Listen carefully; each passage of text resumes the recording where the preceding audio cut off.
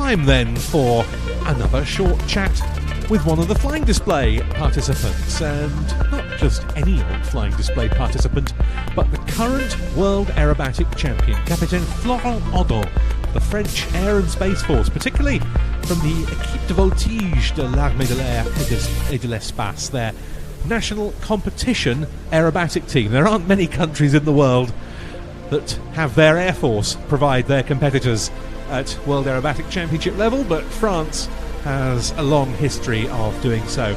And Florent, who'll be flying his extra EA330SC in the programme later, chatted to us this morning.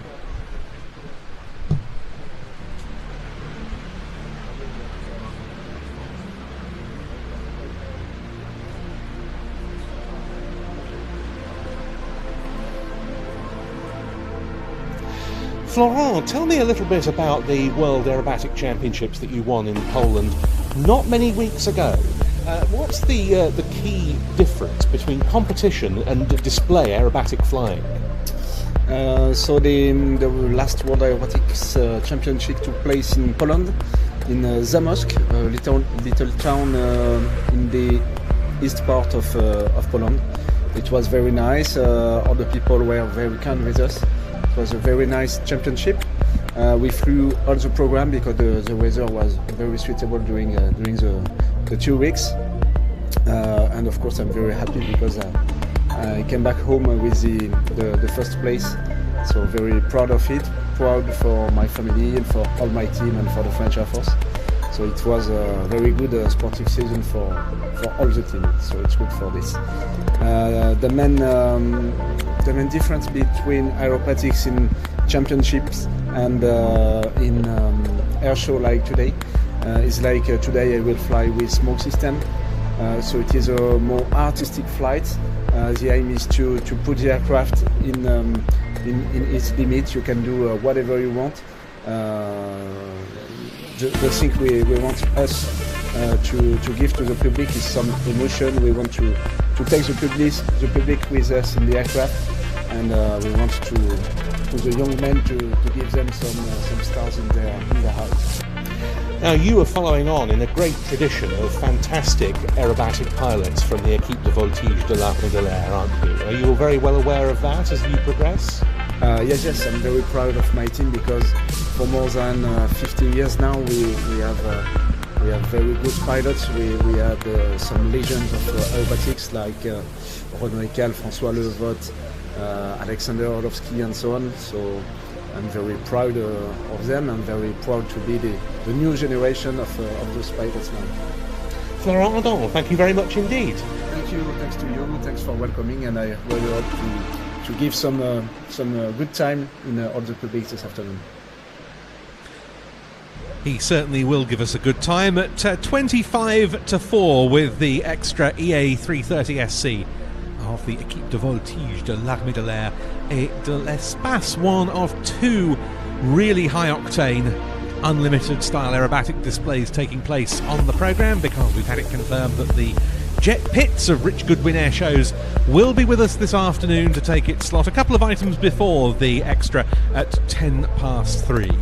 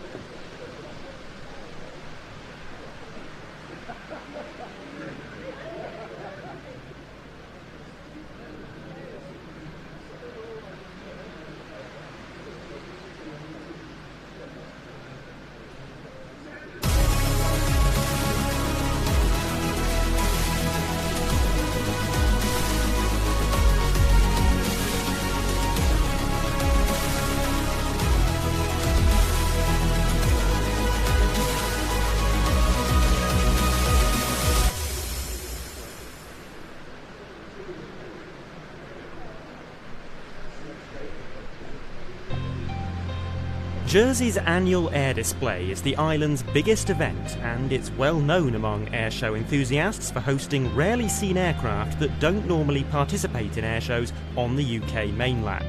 In 2024, the Jersey International Air Display has lived up to its reputation, securing several aircraft we haven't filmed for many years, and others that we've never seen at all. This eclectic airshow truly is unique.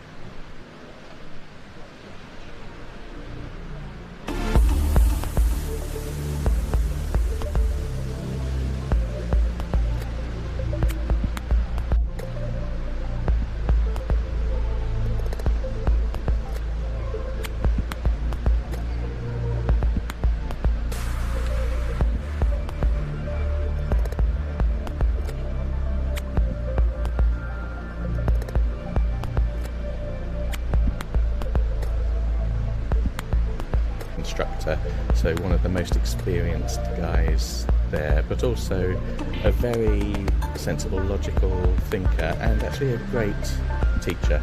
He's definitely got that teacher mindset of seeing where your student is in each situation, the quick gap analysis between what you need them to understand and what they seem to be understanding at the moment, and then working to fill that bit in very well. He's a delightful gentleman, very quietly spoken, and one of those whom they don't say very much, but everything they do say is extremely rich and important, and you find yourself learning things 3 or 4 months after a conversation that you've had. It sort of clicks into place in your mind. Of course, above all, though, you have a beautiful aircraft in which to perform this sort of display, don't you? Yes, the Firecat SF260 is, for me, the perfect aeroplane. It's very fast, very agile. My one in particular seems very well behaved. It doesn't do anything nasty at all if you push it to the limits. It just gives you some friendly little warnings that says, hey, I've still got you, it's all right. And it makes a lovely display item. My one has a lovely paint scheme that was designed by an aero modeller, actually, Christopher Brisland, back in 2010, and put on for the previous owner of the aircraft. And that's a very photogenic paint scheme, red and white checkerboards, and looks fantastic against white clouds or blue sky. So really complements the very agile and fast display routine. And it's one that we look forward to seeing this afternoon. Paul Freeland, thank you very much indeed. Thank you. And Paul's display in the SF260 will be taking place just before 3 o'clock today. And thank you very much to Paul for those very interesting insights into what it takes to both become and develop as a display pilot. Not long to go now before we kick off, just a quarter of an hour. 2:10 is the start time for the display, which I'll run through again shortly. But in the meantime, if you've got friends or family elsewhere on the island, they're not yet down here at St Aubyn's Bay to come and watch the display and support it, then do encourage them to come down here and join you, because it's going to be a tremendous spectacle running through from 2:10 until at least 4:30 this afternoon.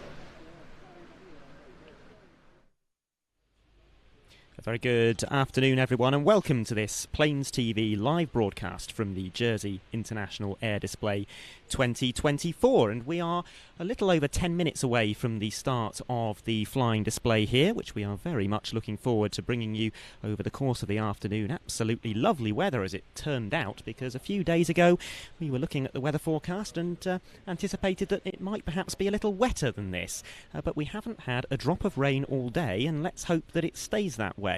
I will shortly be handing over to Ben Donnell, who will be talking you through the flying display action this afternoon. But first, I would like to have a quick word about another event that we are covering very shortly, and that is the Duxford Battle of Britain Air Show coming up this Saturday and Sunday. We will be broadcasting that exclusively on our streaming service watch.plainstv.com, and that is one of the absolute highlights of certainly the British Air Show season, and arguably even the global Air Show season. An unprecedented lineup of historic warbirds from both the First and the Second World War. Some true rarities there, such as the Saab B17, an aircraft that we'll be seeing here later this afternoon, incidentally, and of course culminating with the typical finale of those Duxford Battle of Britain air shows, the large formations of Spitfires and Hurricanes. If you want to watch that, then head over to our streaming service, watch.plainstv.com. You'll find all the information you need about how to sign up. And in the meantime, I'm going to give you a little taste of what you can expect to see if you join us over the weekend for our live broadcasts from Duxford.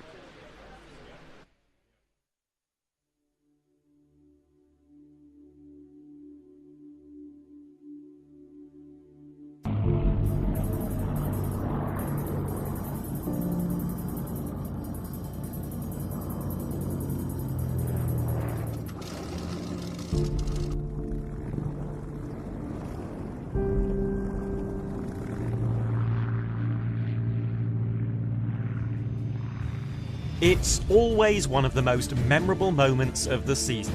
Duxford's Battle of Britain air show returns this September, filling the skies of this historic airfield with huge formations of Spitfires. But it's not just about the Spitfire, with many other Second World War types due to take part: B-17, Blenheim, Swordfish and Lysander, to name but a few. And contrasting the old with the new, the modern RAF will perform with the Typhoon and F-35.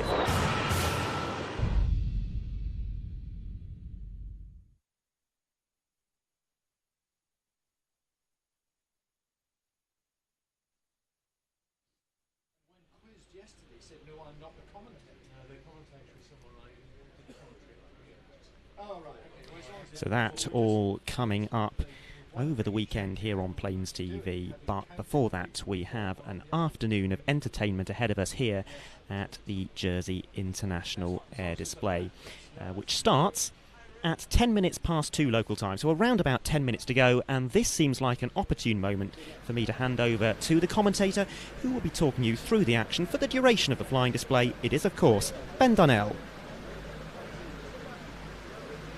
Once again, a very good afternoon, everyone, and with just 10 minutes until we start the flying programme, a warm welcome to the 2024 Jersey International Air Display. What a glorious afternoon we have, and what a glorious location. The sun glinting off the waters of St Aubyn's Bay, and this natural amphitheatre stretching right the way round from St Helier, way off to our right.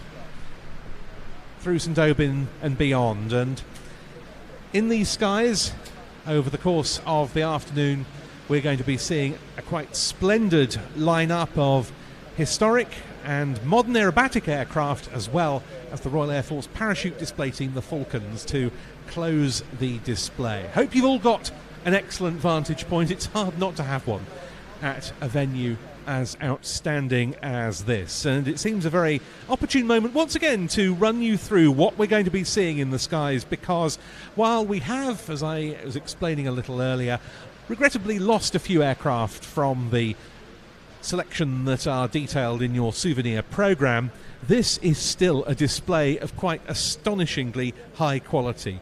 There are many, many shows around Europe, believe me, who would be quite envious of many of the acts that we've got for you at Jersey this year. And we start off at 2:10 with the first ever appearance in the modern era of this display of the Fairy Swordfish, now operated by the Navy Wings Heritage Flight. That World War II biplane torpedo bomber will be first on, and in fact it's already airborne from Jersey Airport. You might just be able to make it out over there in the distance. That will be followed by an even rarer representative of Second World War aviation, the Saab B17A, a Second World War Swedish Air Force dive bomber, the only example airworthy in the world, operated by the Swedish Air Force historic flight. We've never had it at Jersey before. It hasn't been to the British Isles for 19 years. Then we've got the Navy Wings Heritage Flights Harvard, and that's followed by the UK and Great Britain flying display debut of the Conair Turbo Firecat from the Amicale Alençonnaise des Avions Anciens, an aircraft never seen before in a flying display in the British Isles. Then we've got Paul Freeland's Saab Marchetti SF260, Rich Goodwin's incredible Jet Pit Special, the North American OV-10B Bronco from our huge friends at the Musée Européen de l'Aviation de Chasse at Montélimar, which has been to almost every edition of this display since it went international in 1997. Some World Championship winning aerobatics from Capitaine Florent Audon of the French Air and Space Force with the extra EA330SC, the consolidated PBY-5A Catalina amphibious flying boat from Plain Sailing, and then to close the show, possibly a little later than we were expecting earlier due to the timings of another commitment they have today, but the Royal Air Force parachute display team, the Falcons, will be dropping in to close proceedings this afternoon. So that's the very exciting, very high quality bill we've got for you. And to those of you in the crowd who have helped support the funding of this year's Jersey International Air Display, from the bottom of all our hearts, an enormous thank you for your contributions. We know what this event means to so many of the islanders. It's a great pleasure to carry on staging it, but of course air displays are a very expensive business to run. Every little donation helps, so thank you very much to all who contributed to the Sports Giving campaign, and if you haven't yet contributed to that and helped secure the future of this event, then do please go to the Air Display website, jerseyair.display.org.uk, find the fundraising campaign link for 2024 on there, and do your bit to ensure that this great event goes on. And in that context, a huge thank you also to the sponsors who have also come forward for the show here in 2024, to the International Stock Exchange, to Tim and Mary Claude, to the Ports of Jersey, to RBC Wealth Management, Maureen St George, Appleby, Black Gold, Strada Geothermal Jersey, to Dolan Hotels, to the Government of Jersey, to Hettich, to Jersey Electricity, and to Bevismark Shipping Jersey Limited.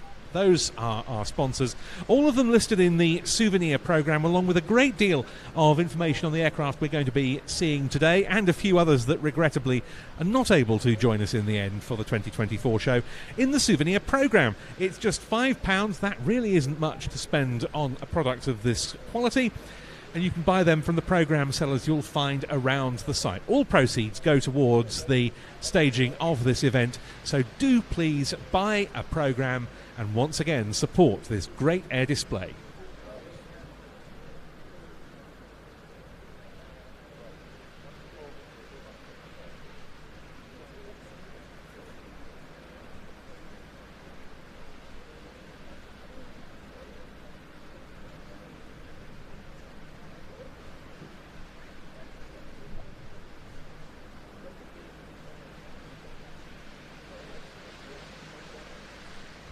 And while we have a moment before the flying starts, a very warm welcome from me to all of the viewers of our live stream on Plains TV this afternoon. Hope you're having a great day wherever you're watching the Jersey International Air Display from. And thanks to Plains TV as well for their wider support, because we are enjoying their assistance in broadcasting the display along the seafront here today as well.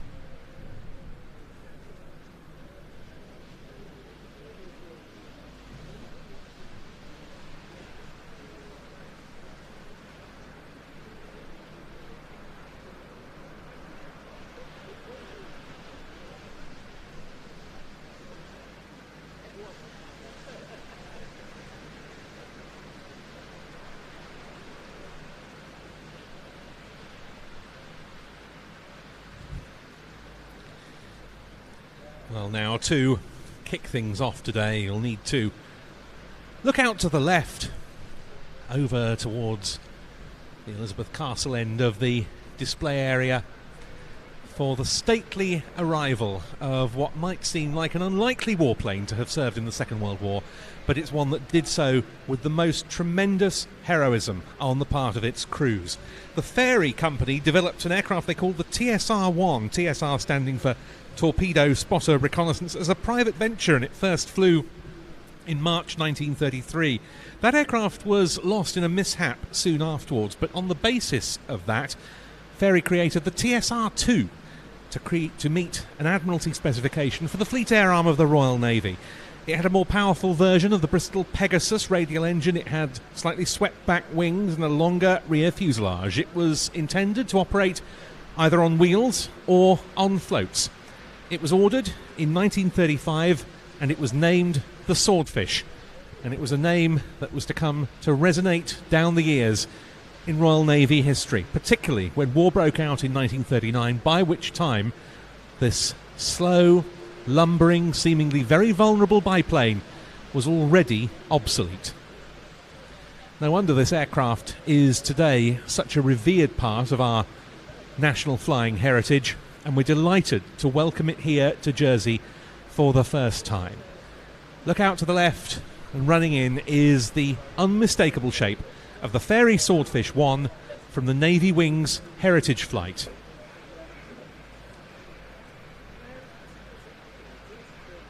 And as it comes in, just think what it must have been like to go to war in this aeroplane. It's very basic in many ways. The crews were extremely exposed. There were 3 of them on board: the pilot, the observer in the centre cockpit, and the telegraphist air gunner in the rear. And perhaps importantly for some of the missions they were called upon to undertake, they had no heater on board as well. Against all of that, though, this aircraft's flying characteristics were very good indeed, even when they were operating the Swordfish from heaving carrier decks in the open seas. It entered service with the Royal Navy in July 1936. It came to dominate in the torpedo bomber role with the Fleet Air Arm, and 13 squadrons of these aircraft were operational when war broke out in 1939.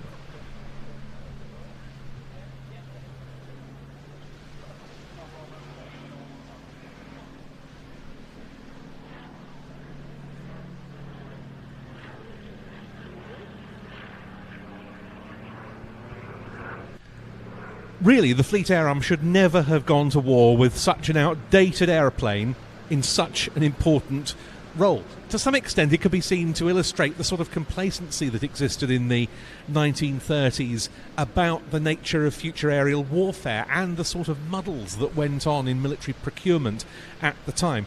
Bear in mind, this is an aircraft with a cruise speed of just 90 knots, that's 104 miles an hour when it's lightly laden.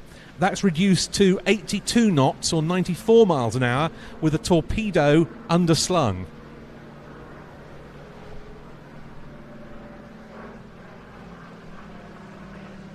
And you can see that this Swordfish has a dummy torpedo under the fuselage, just the configuration in which these aircraft went to war. The crews had no accurate torpedo sight to calculate the layoff when they were attacking a moving target. Instead, there was a row of flashlight bulbs on a bar that was level with the pilot's eye line. The distance between two bulbs represented 5 knots of speed at 1,000 yards. There was no way of assessing the range from the target other than the pilot's experience gained from very regular practice, and that was one of the things the Swordfish crews really had going for them when they went to war, was the sheer amount of practice that the Royal Navy had had them undertaking. The Swordfish first saw combat in Norway in April 1940, both flying from an aircraft carrier, HMS Furious, and being launched in floatplane form from the battleship HMS Warspite. Then they went to war in the Mediterranean.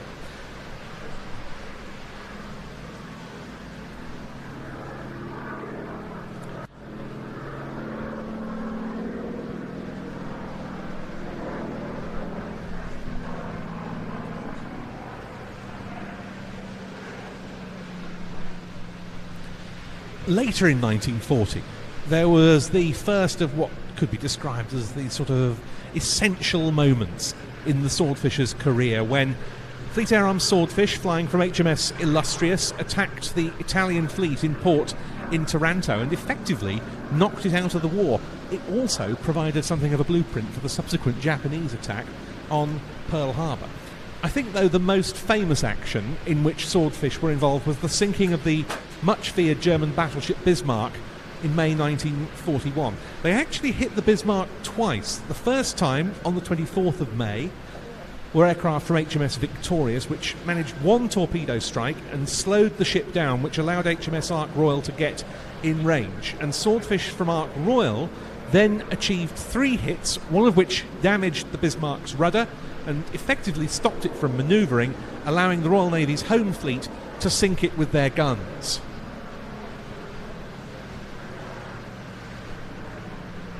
And in fact, the Bismarck operation was a good example of some advantages that the Swordfish had in spite of its obsolescence.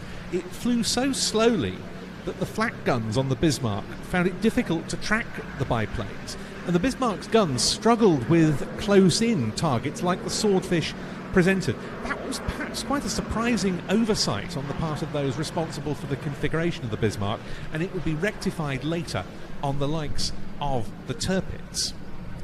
Plus, as I said, the Royal Navy crews were very well trained in delivering their torpedoes, and the aircraft was stable and controllable in all weathers and at night. As we can see here in the bay in front of us, it could turn very tightly indeed.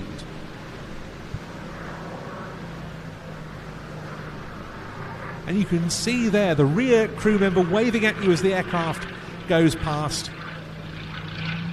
Do show your appreciation of the crew on board this very historic aeroplane. But the Swordfish's inadequacies were demonstrated in February 1942 with what became known as the Channel Dash, when 6 Swordfish, led by Lieutenant Commander Eugene Esmond, who had also led one of the squadrons that attacked the Bismarck, set out to stop the German Navy battlecruisers Gneisenau and Scharnhorst and the heavy cruiser Prince Eugen from proceeding through the English Channel from Brest in France to their home ports in Germany. All 6 of the Swordfish involved in that operation were shot down by the very heavy defences, and Esmond was posthumously awarded the VC, one of I think only 2 VCs that were awarded to Fleet Air Arm aircrew members during the whole war.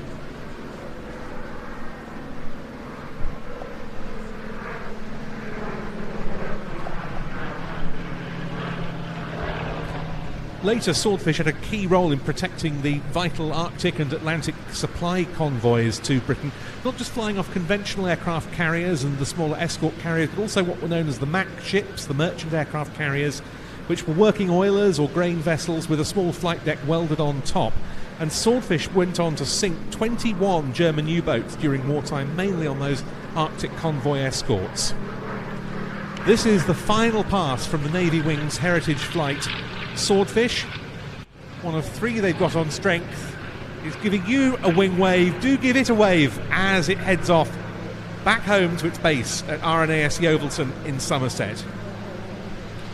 Beautifully presented for us today by the chief pilot of the Navy Wing's Heritage Flight, Andy Davis. This aircraft, painted as one of those that was involved in the operations against the Bismarck, but you can see it's got the black and white D-Day invasion stripes added for the D-Day 80th anniversary events this year, and that's because Swordfish were involved in Operation Overlord, the invasion of Normandy, laying smoke screens and flying patrols against German E-boats and U-boats. As the Swordfish heads away off towards Noirmont Point, we're looking out for one of this year's Jersey Air Display firsts. An aircraft not seen at a British Isles display for 19 years, never before seen in Jersey. An absolutely fascinating machine.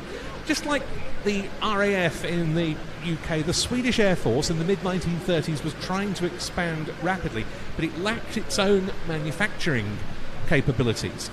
One company called AFF put forward a design for a reconnaissance aircraft that wasn't built. Another, Asya, developed its own, and that became a Saab design when the two firms merged. And there was quite a lot of American influence in the design because American engineers were working for that company to support licensed production of a couple of American-built aircraft, though most of them, in fact, left Sweden when war broke out in 1939. It was initially called the L-10, given the test designation P7. The idea was this was an aeroplane that could operate on either wheeled or ski undercarriages or on floats. The result had 2 crew, pilot and the observer gunner, housed under a very long, continuous glass canopy. The rear cockpit contained 1 movable gun, adding to 2 forward-firing guns in the outer wings, and the crew member in the rear could also have with them a handheld reconnaissance camera. The prototype of the P7B made its maiden flight in May 1940. It was a bit of an eventful affair. The canopy flew off during the course of that flight and hit the test pilot, Clay Smith, on his head, and he managed to make a safe landing at the Saab factory airfield at Linköping, despite having blood streaming down his face. Now, while this aircraft was intended as a reconnaissance and army cooperation platform, it was also developed as a dive bomber, and that is the configuration that we're going to see it appearing in today. It's one of the aspects that gives this aircraft such a distinctive appearance, because it's got huge fairings on the undercarriage legs, which were intended as dive brakes. They look rather like a cricketer's pads. In practice, it turned out that there was almost no need for them, because Saab developed a bomb-tossing device for the aircraft which made going into a vertical dive almost unnecessary, and in any case, pilots of these aeroplanes found they rarely reached the speed at which the dive brakes were needed. This aircraft's development was kept very highly secret. No details were published in the Swedish press until the end of 1941, so nearly 18 months after the prototype's maiden flight, and even then the information was very sketchy indeed. So look out towards the Radisson Hotel if you're around the display centre point where we are. Running in for its first appearance in Jersey is the aircraft I've just been talking about, the subject of all of that very interesting development. And this is the Saab B17A from the Swedish Air Force historic flight.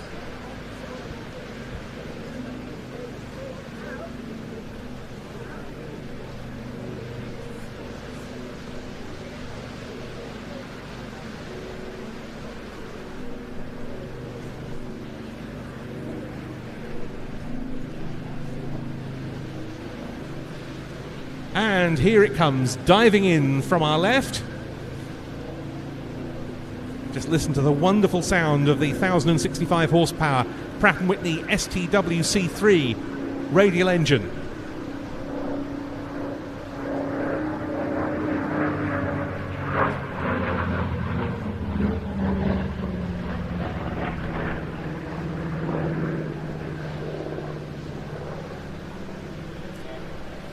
"325 of these aircraft were produced. They equipped 6 wings of the Swedish Air Force. Nearly 300 were on strength in 1944. They had all sorts of different engines due to various supply difficulties. All of that produced a really effective and very agile aeroplane. It was a huge advance on the aircraft that it replaced, which were things like the Hawker Hart biplane from British production. The first ones were reconnaissance aircraft delivered to F3 Wing at Malmslat in February 1942. They then started operating on maritime reconnaissance and naval cooperation. There was one wing of them, F2 Wing, which flew them for the entire war on long-range Baltic patrols, plus convoy escort and anti-submarine work.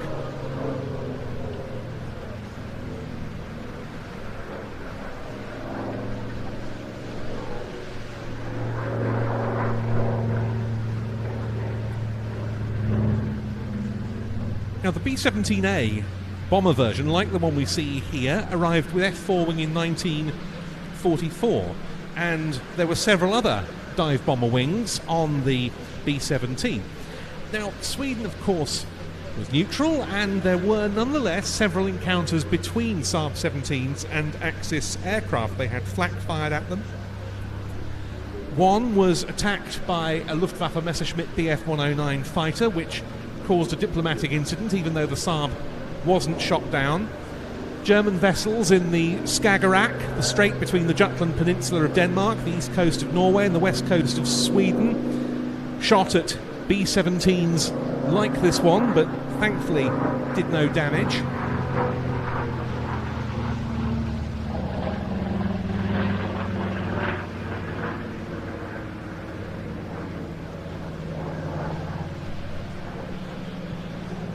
It's a big aeroplane to be putting on an aerobatic routine, but it does it very powerfully and very smoothly.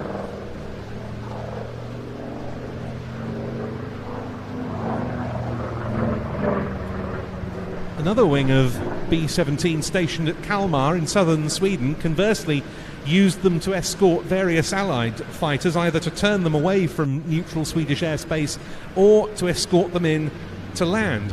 And they carried on serving these aircraft after the Second World War. Saab used one of them as its first ejection seat test bed.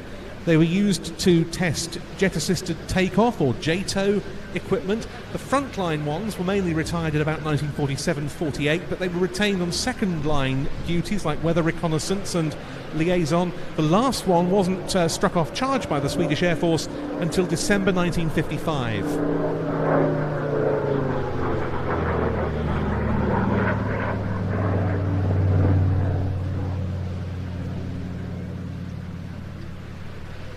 There's also a really interesting bit of history in the fact that this became the first Swedish combat aircraft ever to be exported. 15 of them were supplied to an operation called the Danish Brigade, which was a secret unit, including amongst others Danish airmen who'd sought refuge in Sweden.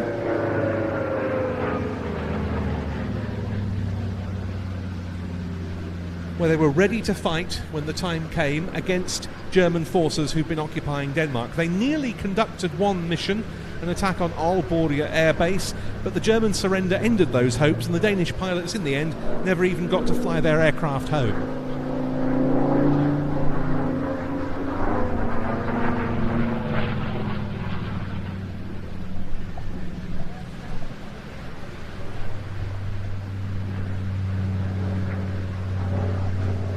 The B-17 was the first combat aircraft to serve the Imperial Ethiopian Air Force, where they saw some combat. They weren't retired until 1973 to 74, by which time it had been long gone from Swedish service. The Austrian Air Force had one as a target tug, the Finnish Air Force had two.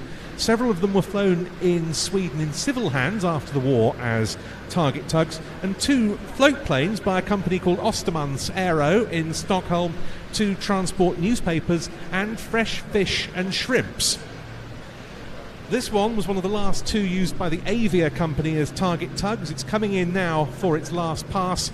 It was part of the Swedish Air Force Museum, but since last December it's been with our friends from the Swedish Air Force Historic Flight, and a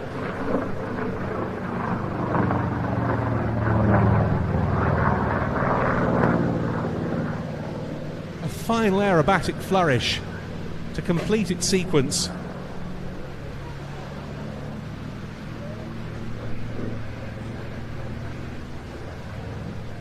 It was restored to fly initially in the late 1990s, taking to the air again in June 1997 in time for Saab's 60th anniversary. Saab used to operate it on behalf of the Swedish Air Force Museum, and Saab still makes a tremendous contribution to the Air Force Historic Flight, whose jets we've seen here so many times before, but never that stunning Saab B17A, which was flown today by Ole Norén.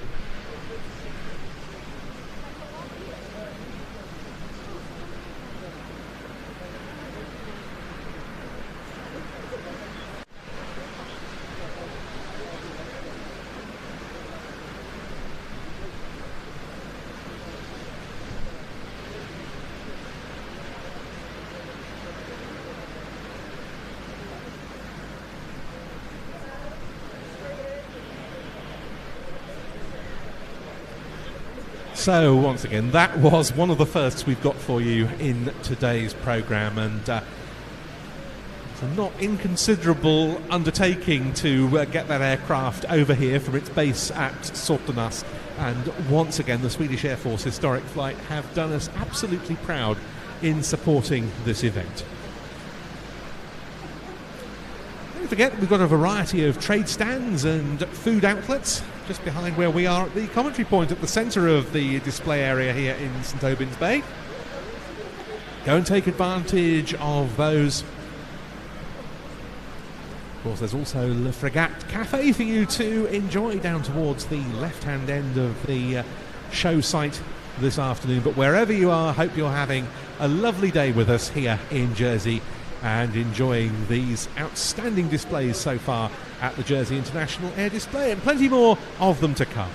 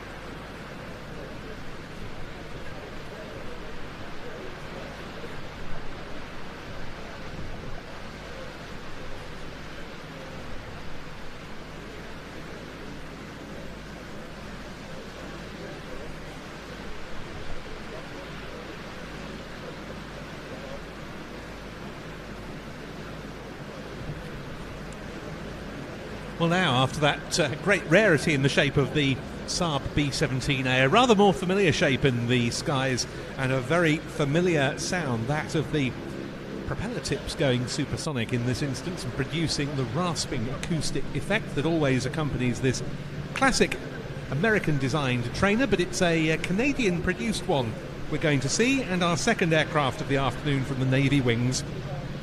Heritage flight following on from the Swordfish that we saw to start the display. This is the Harvard Mark IV.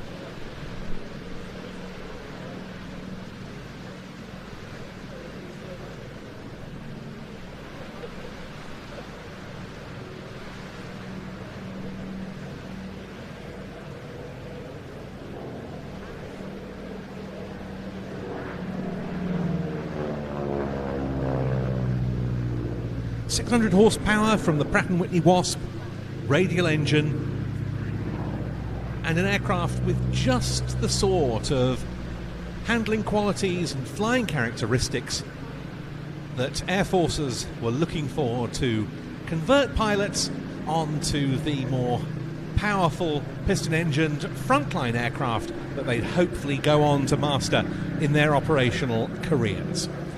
Plenty of power then at the pilot's disposal, handling qualities in some respects similar to fighters, and definitely an aircraft that could bite if a student wasn't careful.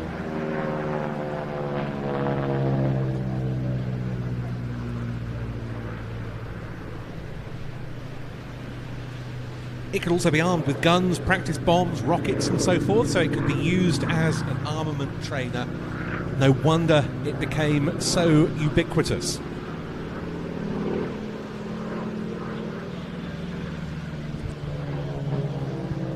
In fact, it was said in the past, it continues to be said today by pilots who use this aeroplane for exactly the purpose I just described.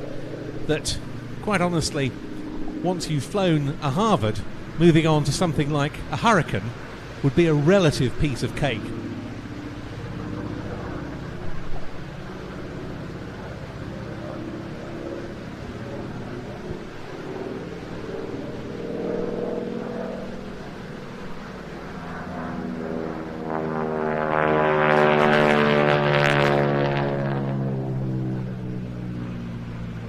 In particular, during wartime, they were used by the Empire and later the British Commonwealth air training plans, and those units in Canada alone saw in excess of 167,000 aircrew, amongst whom were more than 50,000 pilots passing through. Such, of course, was the scale of the effort they were required to undertake.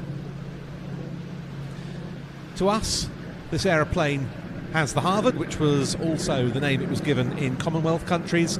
To the US Army Air Forces, it was the T6 or AT6 Texan.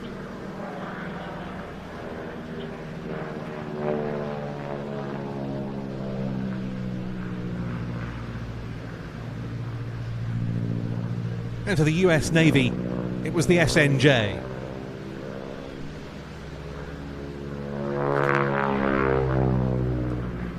And nearly 15,500 of these aircraft were built by different companies, and they continued serving post-war, including on the front line. The RAF operated them in Malaya as light strike aircraft taking on communist gangs.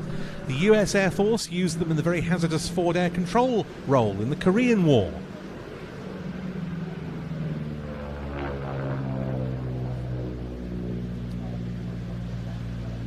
And the French Air Force used them during France's colonial campaigns in Algeria. And it's testament to the aircraft's excellence that not until 1995, after 55 years of service, did its final major military operator, the South African Air Force, retire them, though one did carry on being used by the British test and trials organisation Kinetic as a trial support aeroplane. That was until 2016.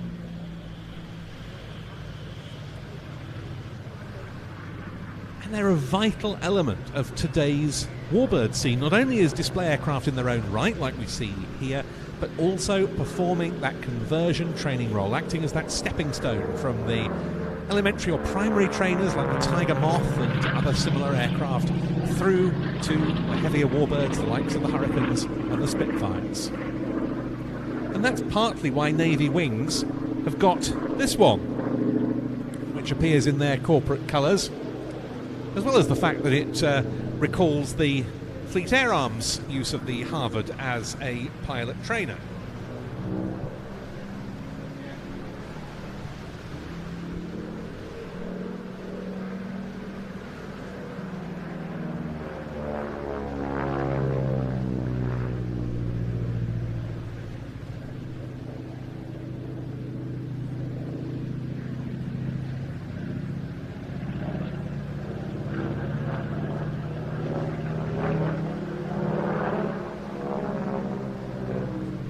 This airframe has a really interesting history, built by Canadian Car and Foundry in 1954. It was supplied to the US Air Force for onward use by the West German Air Force, which was then just building up in the aftermath of the re-establishment of German armed forces following World War II. It then went to the Portuguese Air Force. They used it not just as a trainer, but on armed counterinsurgency operations in Portuguese East Africa, which is today Mozambique.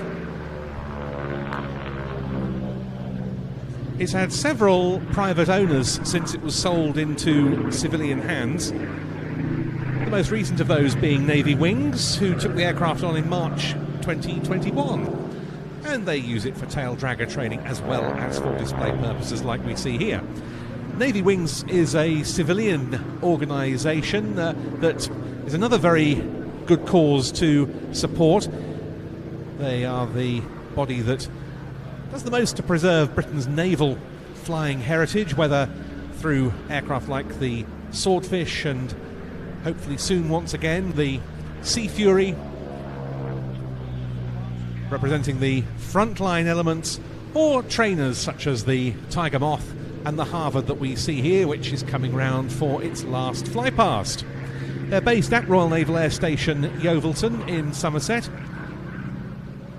and they call in the help also of various associate owners, private owners, who supply their own aeroplanes to support Navy Wings' aims. But this is one of their own, and the aircraft now turning in for a final chance to look at and to listen to the Harvard 4 of the Navy Wings Heritage Flight.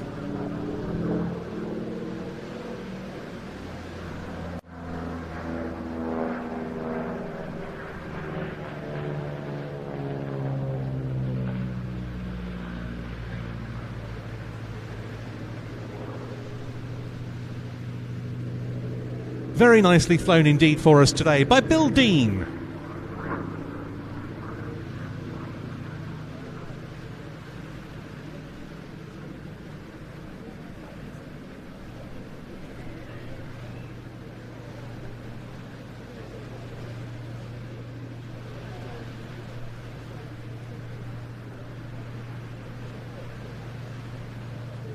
Now, following on from the Saab B17 we saw a little earlier, another of the debuts at a British Isles, another of the great rarities, because the B17 had been seen at one British Isles display, as I said, many years ago, but we're now going to see an aircraft that's making its debut in a British Isles flying display, and in fact giving only its second display anywhere in private hands. It's an aircraft based on a legendary Cold War platform for the United States Navy, the Grumman S-2F Tracker, which first flew in December 1952. For the first time in a dedicated anti-submarine warfare platform, the Tracker was able to act both as the hunter and as the killer of those submarines, rather than requiring two separate platforms. It was powered by two of the Wright Company's very powerful and dependable R-1820 Cyclone radial engines, and it came into US Navy service in February 1954. Later, the S-2F became known when they changed the designation system as the S-2. It was also developed into the C-1 Trader, carrier onboard delivery aircraft, helping resupply the aircraft carriers, and the E-1 Tracer, one of the earliest dedicated airborne early warning platforms. The Tracker could carry torpedoes or a nuclear depth charge in its weapons bay. It could also take rockets, depth charges and torpedoes under its wings. It had a search radar and a retractable radome under the fuselage. augmented by a very long magnetic anomaly detector boom, which would retract into and out of the rear fuselage. It could also drop sonobuoys to try and detect unusual activity beneath the water. All of the techniques of the day in the anti-submarine warfare role, and it attracted 14 export customers, as well as serving very extensively with the US Navy. 8 squadrons of these served with the US Navy in the Vietnam War, for example. And the last military trackers are still on active charge with the Argentine Navy, converted to turboprop power. Well, we're not going to be seeing a tracker as such for our next display aircraft, but a representative of one of its other roles in civilian service, because when trackers were retired by militaries, they soon became popular as aerial firefighters to combat wildfires. The initial conversion efforts for these aircraft were spearheaded in Canada and soon got a lot of interest from operators in the USA. There were several different programs to modify trackers for firefighting use. One of them was by an air tanker firefighting operation in British Columbia called Conair, which had previously flown Grumman Avengers and Douglas A-26 Invaders. Conair bought its first 2 trackers from the Royal Canadian Navy in the mid-1970s, and they studied some of the conversions that had gone before to develop the best firefighting configuration as they saw it for this aircraft.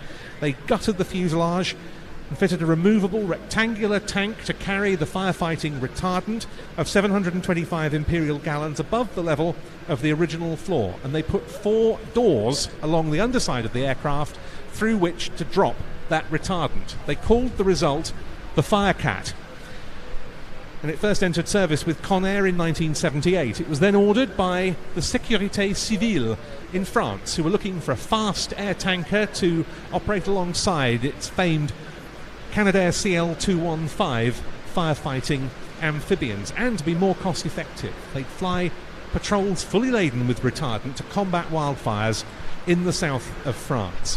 The Sécurité Civile got its first piston-engine Firecats in 1982. 14 of those aircraft went to France. They proved very successful indeed. But they were seeking a performance boost as the years went on, plus engine spares and expertise relating to the radial engines were becoming more and more difficult to find. So a turboprop conversion was offered. Look out to the left, and we have the spectacular and never before seen in the British Isles sight of one of these aircraft running in to give us an air display, but now operated in private hands by the Amicale Alençonnaise des Avions Anciens. This is the absolutely marvellous Conair Turbo Firecat.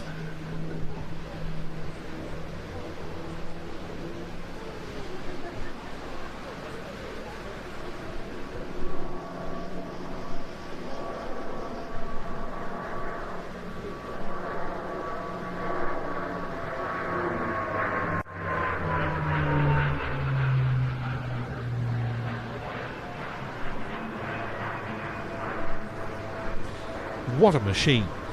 The engines, 2 Pratt & Whitney Canada PT6A turboprops, have been used on all sorts of different aircraft types over the years. The first turbo Firecats came into service with the Sécurité Civile in 1988. And 9 aircraft went on to be modified.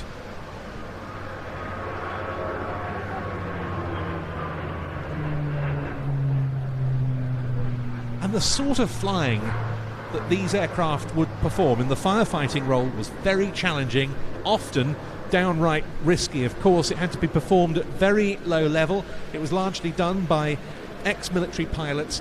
The Firecats would come in as the first responders to a wildfire, with the Canadair amphibians, the 215s, later the turboprop engine 415s, following up if they were required.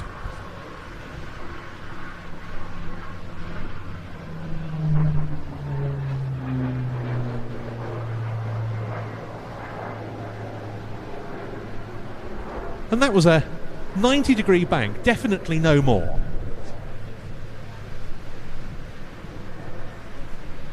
The turbo Firecats were another total rebuild of the existing airframes, lengthened their lives, and it gave them many new systems, including much improved cockpits. Of course, these aircraft far quicker than the old piston-engined Firecat, so response to the fires was that much faster.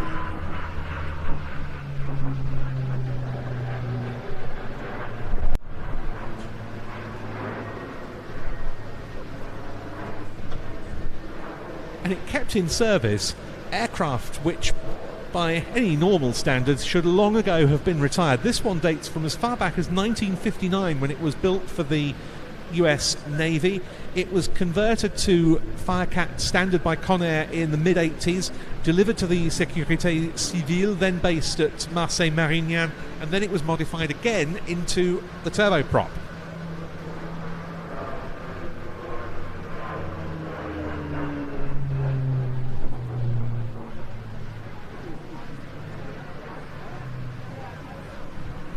But they couldn't go on forever. They began to be retired in favour of a version of, those of you who used to fly into and out of Jersey with Flybe will well remember the Bombardier Q400. Well, there's a firefighting version of that called the Milan, which the Sécurité Civile ordered. And the last turbo Firecats, which had gone on being known as trackers in the Sécurité Civile service, were retired at their then relatively new base at Nîmes-Garons in 2020. But several have been preserved, including this one.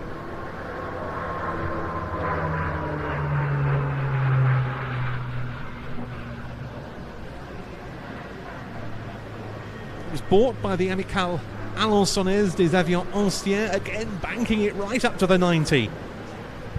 To join its fleet of historic aircraft, we've had their marvellous Dassault Flamands here in the past. They've also got a Max Holst Broussard and several others. And it flew again at Nîmes Airport, its former operational base, on the 10th of October last year. And it became the first turbo Firecat operating in private hands. And it's since been ferried to Alençon to join the rest of the Amicale's fleet.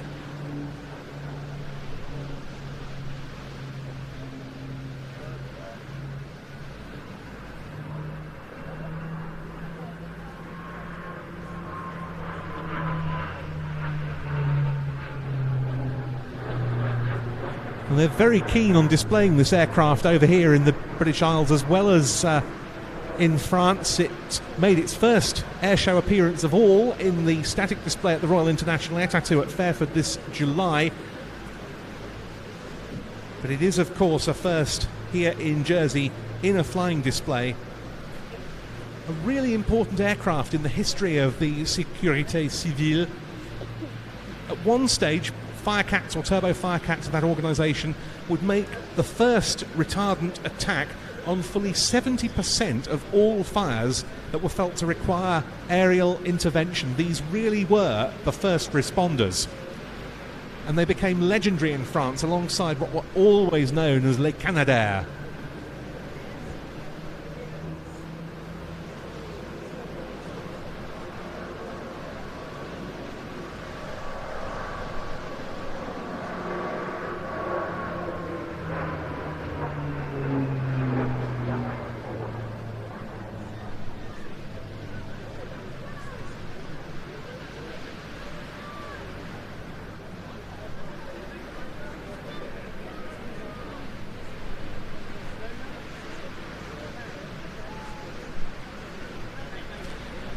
While it would be really nice to see one of these aircraft flying with the original radial engines again, I think it's a really elegant turboprop conversion, that on the Firecat, and the cells are very, very elegant.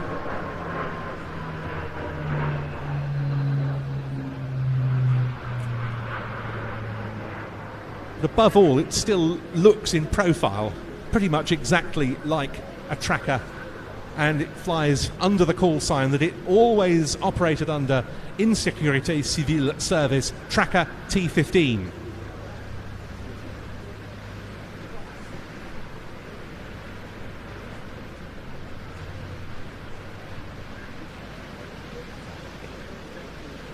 I thought that was an absolutely lovely presentation by Alain Grégoire and co-pilot Nikash Coffin from the Amicale Alençonnaise des Avions Anciens with the Conair Turbo Firecat for the first time here in Jersey.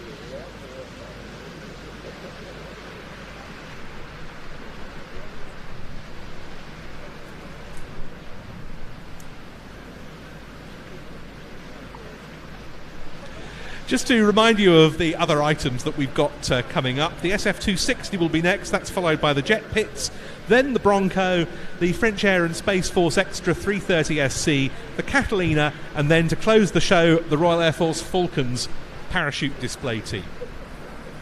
Don't forget, please, to buy your copy of the souvenir programme. It's a limited edition. The cost is just £5. It's very cheap at the price, but of course it goes towards the exceptionally worthy cause of keeping the Jersey International Air Display running. Go and find your programmes from the sellers around the site, and if you can, make an extra contribution when purchasing it to do your bit to keep this display alive. Or indeed, make sure you go to the show website, jerseyair-display.org.uk, and make your donation to the sports giving page, the link to which you can find on the website, towards the running of the air show. And our gratitude goes out to all of those who listed us on page 3 of the souvenir programme as having contributed, who've dug deep into their pockets and helped put on this lovely air display. And what good fortune we have to have such a lovely afternoon over the bay here in which to watch these very special aircraft.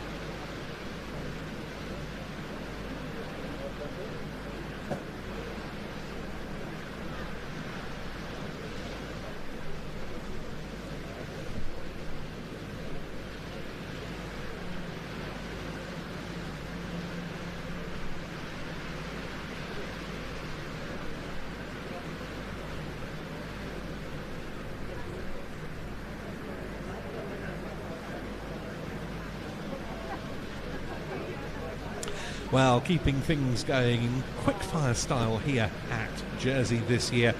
A big welcome back to someone we last had here 2 years ago, one of the newer names on the air display circuit. But we're now going to see the new iteration of his display compared with the one he flew in 2022. In from the left, running in past Elizabeth Castle, we welcome Paul Freeland's Saab Viggen SF260.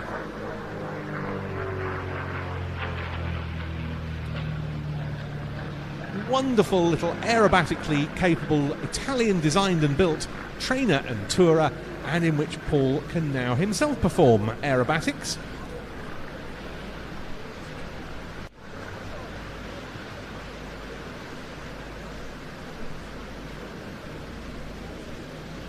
And he greatly delights in doing so, because this aircraft has always been known for the beautiful crispness of its handling. It's one of the reasons it's proved so popular as a trainer around the world, and Paul really revels in its qualities.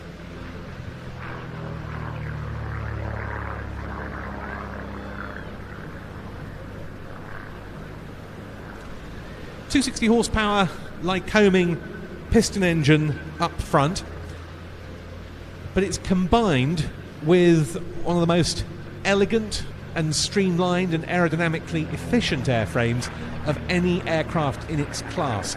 One of the many creations of Italian engineer and designer Stelvio Frati, all of which were known for their beauty, and so many people have commented on the elegance of the SF260.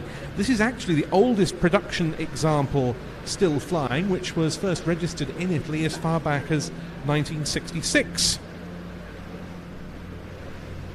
The first prototype had flown a couple of years before that, and it was quite an advance in many ways when compared with a lot of other aeroplanes in its category.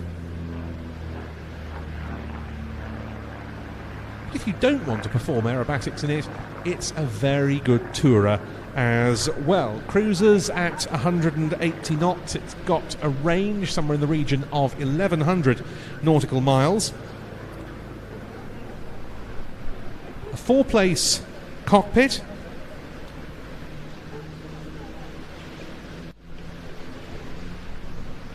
And also making it nice and docile, a very low stalling speed.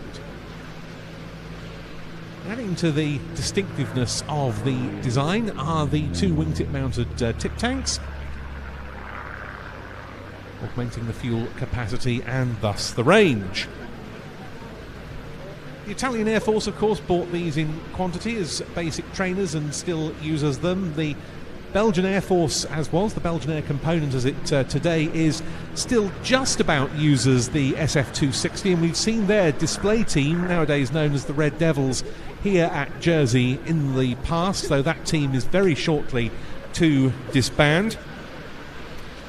And quite a lot of fighter pilot experience organisations doing dogfight sessions for paying customers around the USA take advantage of the performance and handling of the SF260s, and it's very easy to see why.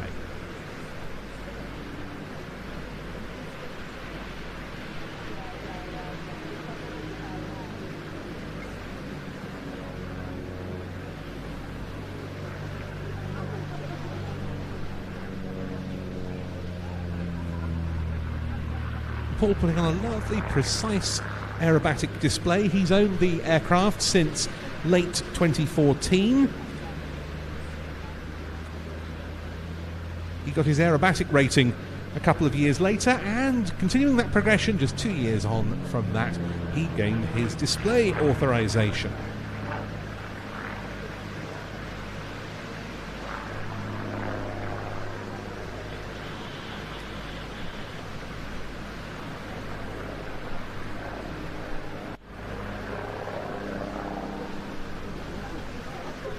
There was also a turboprop conversion available for a time of the SF260, though it didn't really find such wide favour as the piston-engined original, on which it was perhaps hard to improve.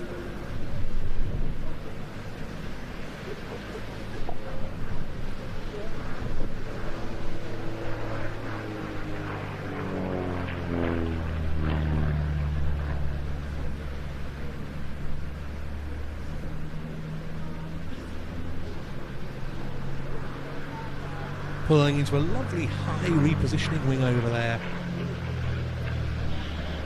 to dive back down onto the main display line in the bay before a roll with a good upward vector on the entry.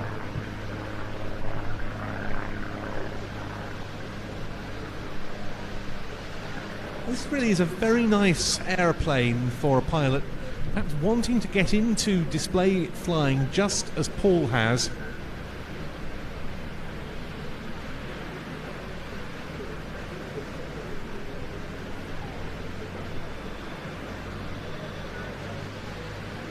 But its performance really does allow you that progression from a relatively simple flat display, which is what he started out performing, through to what we now see here with this aerobatic sequence, which he's started off with this season.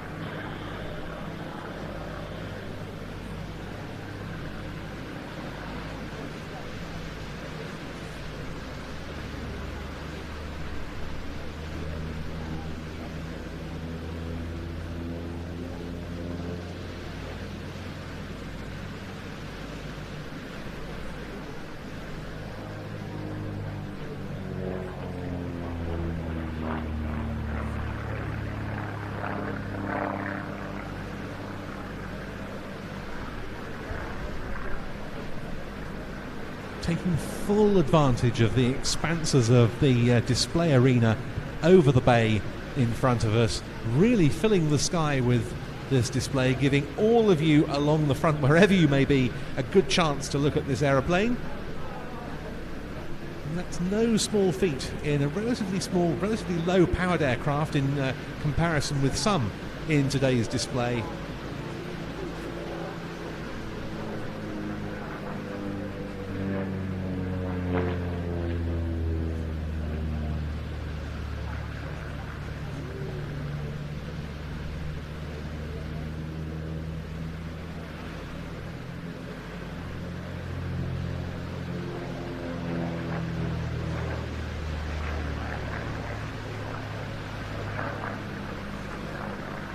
The aircraft actually registered Golf Romeo Alpha Zulu India. Grazie, Paul's way of saying thank you to those who've helped him along his journey as a display pilot so far, and very suitable for an Italian designed and manufactured aeroplane.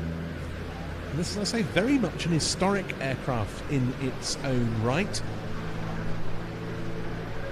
58 years old now, this example, which he bought from a fellow display pilot, Stephen Stead.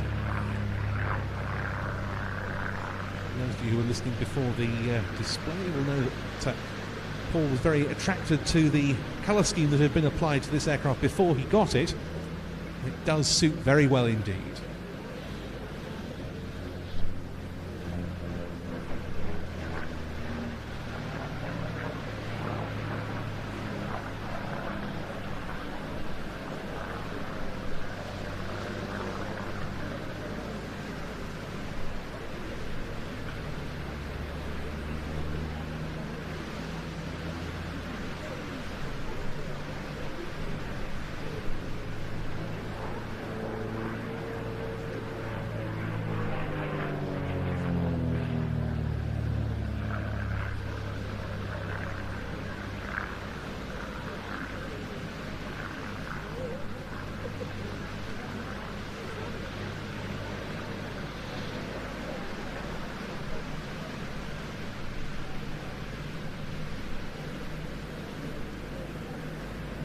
And heading away from us, having completed his display, Paul Freeland with the Saab Marchetti SF260. Thank you very much to Paul for coming back to support Jersey this year. Well, in fact, no, one more pass.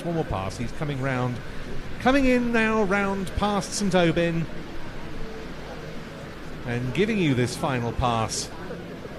Once again, do show how much you've enjoyed it. He's got a very good view out of the large expanses of glazing provided by the canopy on this aircraft as he comes in and barrel rolls down the line.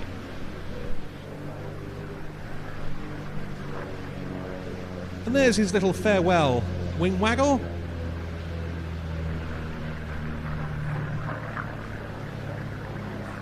Very nicely flown by Paul Freeland.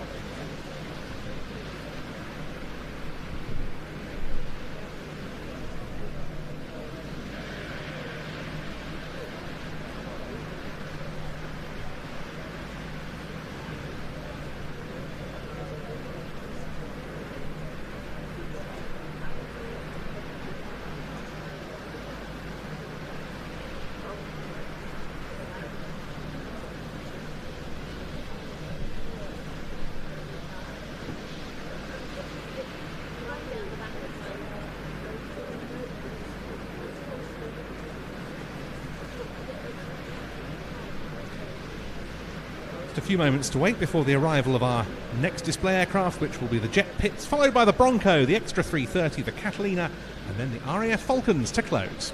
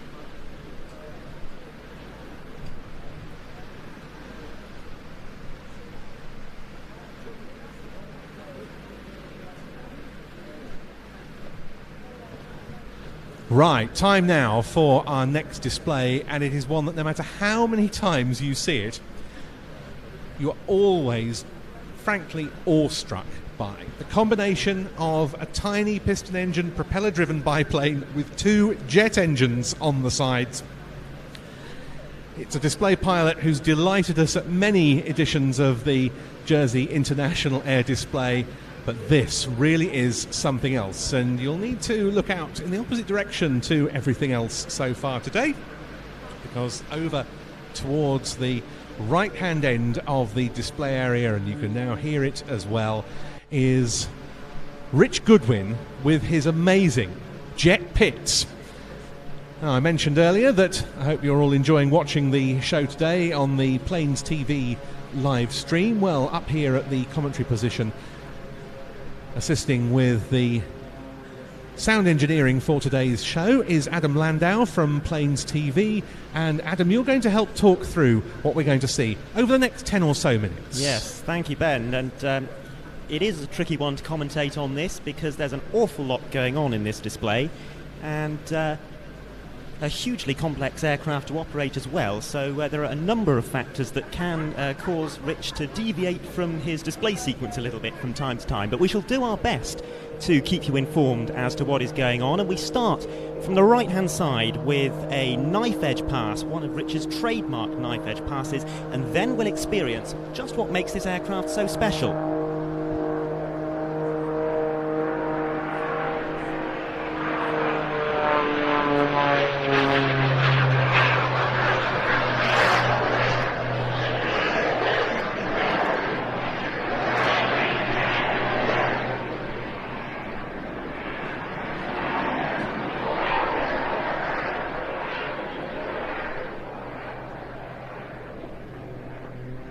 And there, the noise of the 2 jet engines overpowering that of the 300 horsepower Lycoming piston engine.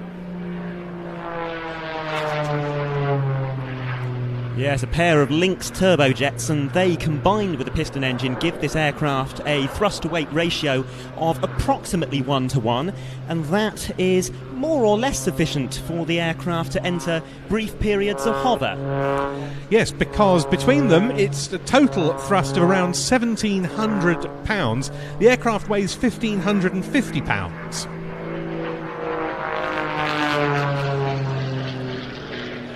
Now, this aircraft very highly customised in other ways as well, entirely customised wings, for example, enlarged control surfaces, a huge rudder, and we're about to see that demonstrated here with an inverted flat turn. The wings perfectly level, and yet the aircraft turning through around 270 degrees. Rich Goodwin, the man at the controls, just part of the team behind the creation and execution of this remarkable semi-jet propelled biplane.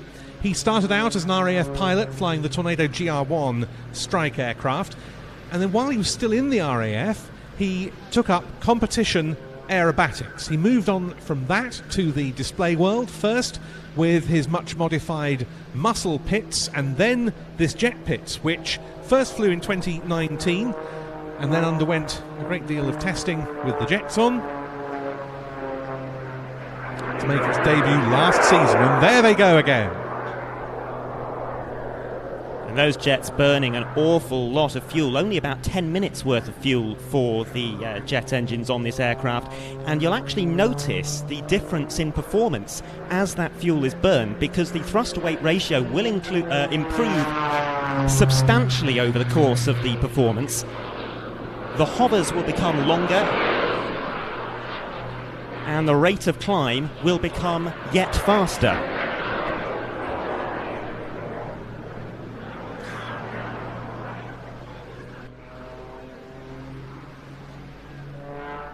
And indeed, we're about to see the possibilities that those 2 jet engines provide coming up very shortly, because one of the next manoeuvres is what Rich calls the double hammerhead. He's going to bring the aircraft into another pass.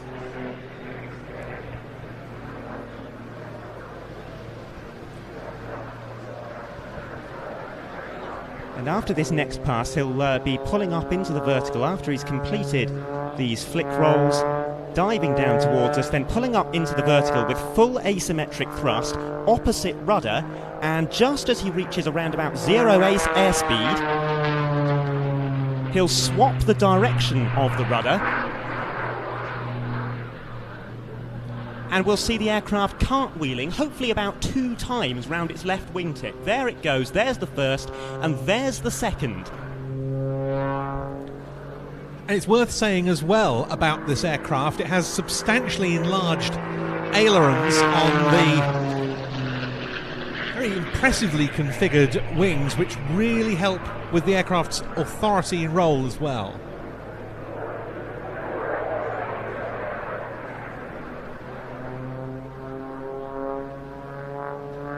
A loop with a triple snap roll over the top there.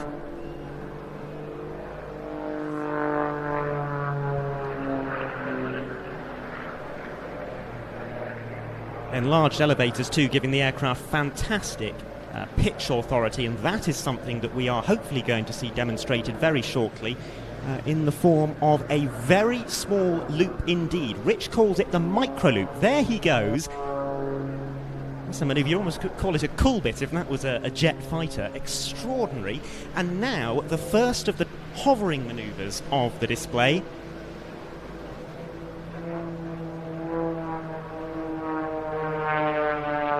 The smoke will come on, the jets will spool up.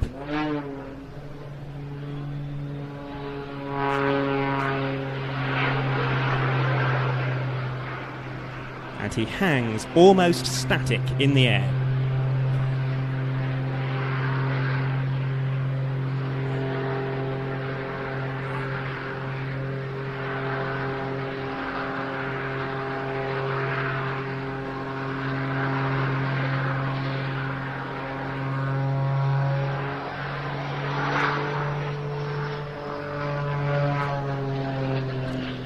And all this performance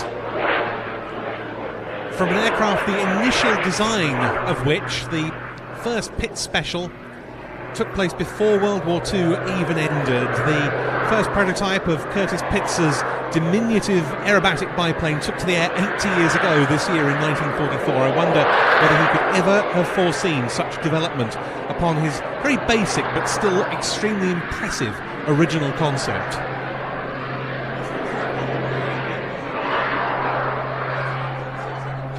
That manoeuvre Rich calls the Tower of Power.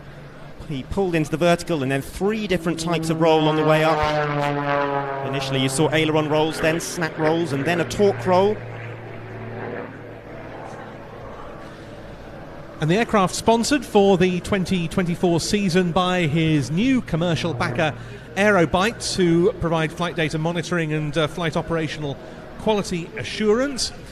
A company very much involved in the airshow circuit in one capacity or other down the years, and they are now providing that much needed title sponsorship for Rich to display around the airshow circuit in the UK and Europe.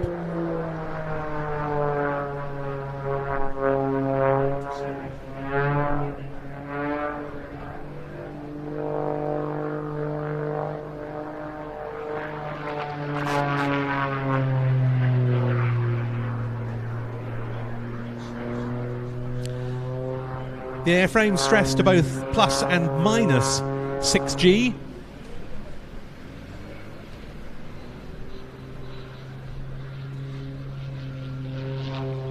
Top speed when pressed to its maximum of 210 miles an hour.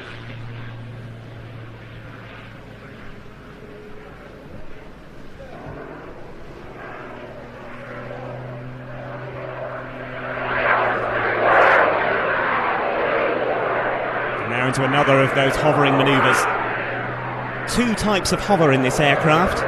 One of them effectively an extended torque roll. That's what we're seeing now, and that's because, unlike a helicopter, when this aircraft sits in the vertical, it has no tail rotor to stop it spinning due to the torque of that big propeller on the front.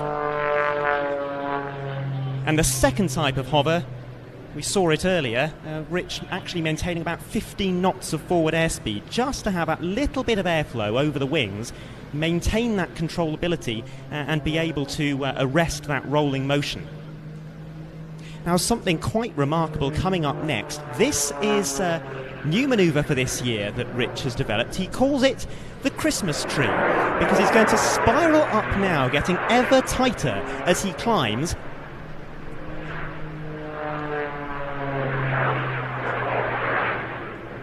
And then he will come to a stop at the top of the Christmas tree, and that is him becoming the star.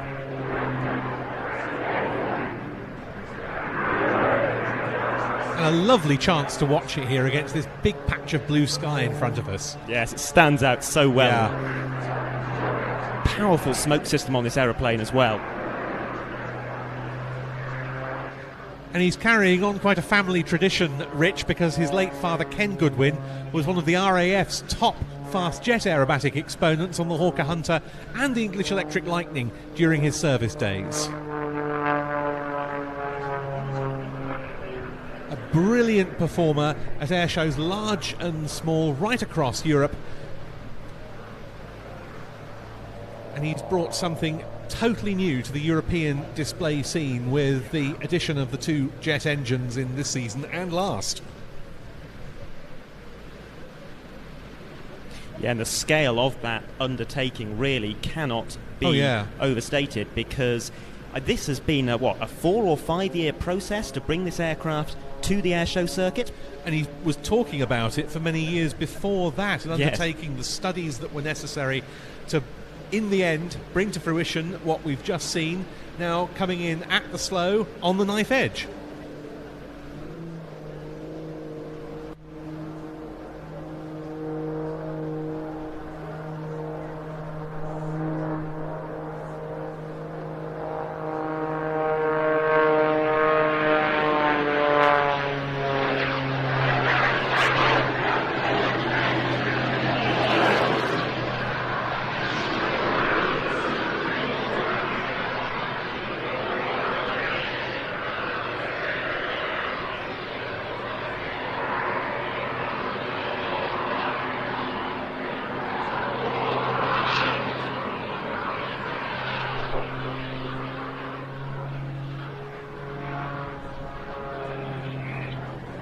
Now, I mentioned earlier that the performance of this aircraft only improves as it gets lighter over the course of the display, and I think we're about to get the starkest possible demonstration of that, because I'm expecting this to be the final manoeuvre, and this will be a fast jet style vertical spiral climb.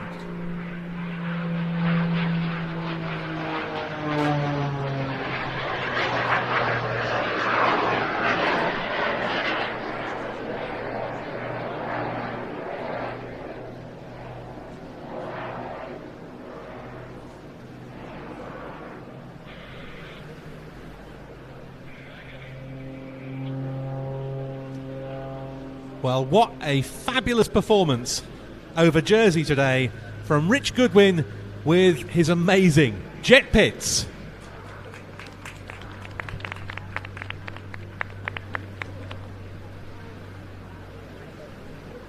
Thank you very much indeed, Adam. And Rich is now heading back to Jersey Airport. Also, of course, taking the opportunity just to cool the engine down a little after all that very high adrenaline activity over the past 10 minutes or so.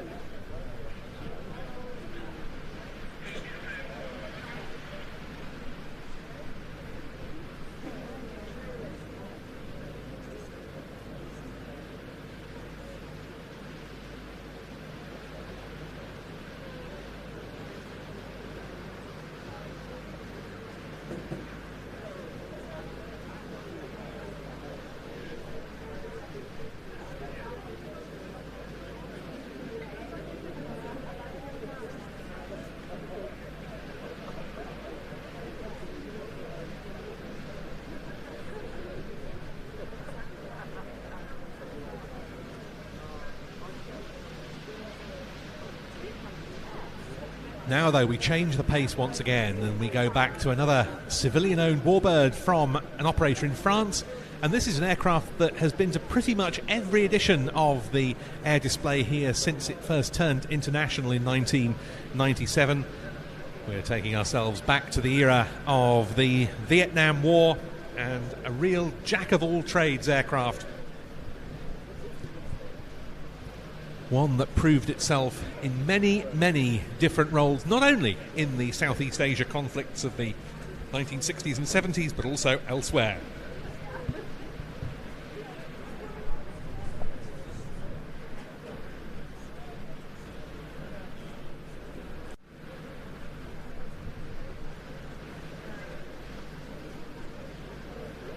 And this is surely one of the most distinctive shapes we'll see in the display today. Running in from our left, the North American OV-10B Bronco, provided to us by the Musée Européen de l'Aviation de Chasse at Montélimar in France.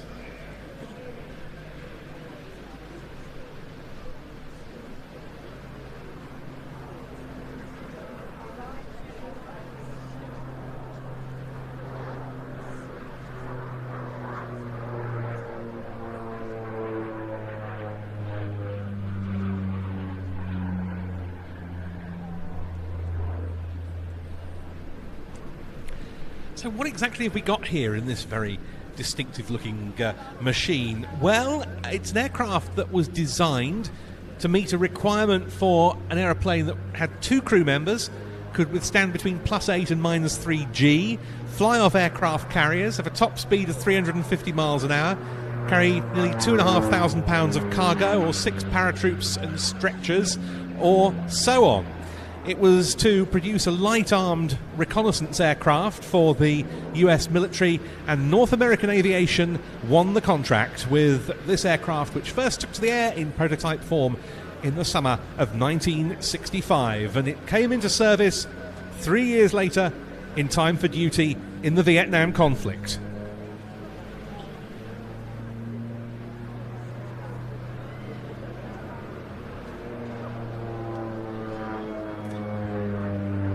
And the range of roles they undertook in Vietnam really beggars belief. The US Marine Corps brought them into use first as observation aircraft and guiding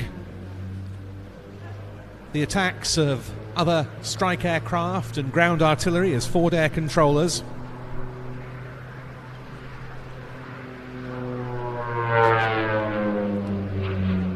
They also provided post-strike damage assessment. They escorted the C-123 Provider twin-engined transports that were used for the very controversial ranch hand defoliation missions. They could even act as light strike aircraft in themselves with M60 machine guns and high explosive rockets. Some of them had early examples of laser target designation equipment to prosecute precision attacks, designating targets for US Air Force F-4 Phantom strike aircraft.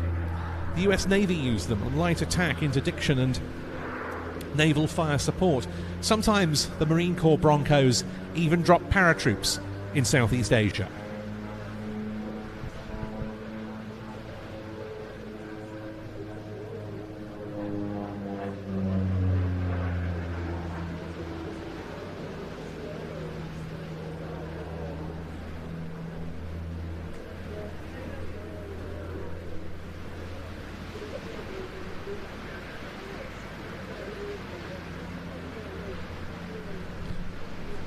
But it was a very hazardous business for their crews. 81 Broncos were lost in the Vietnam conflict, mainly from the US Air Force.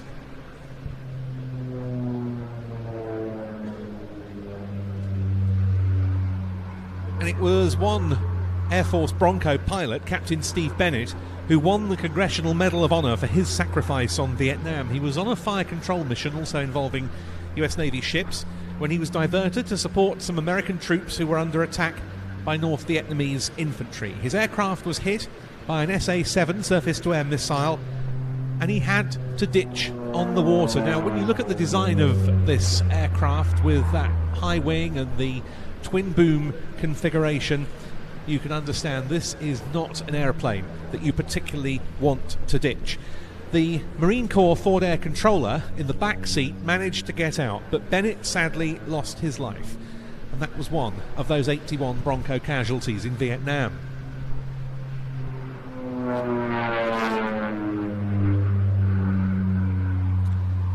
Much later, the US Marine Corps used its Broncos in Operation Desert Storm, the 1991 Gulf War, and this aircraft today wears the colours of just such a Bronco, although it never served with the Americans, being an ex-West German Luftwaffe target tug. By the early 90s, though, some branches of the US military were already realising that this aircraft was increasingly going to be very vulnerable over the modern battlefield, and the US Air Force chose not to take its OV-10s to the Gulf for Desert Storm for exactly that reason, and by the mid-1990s the American military had retired all of them.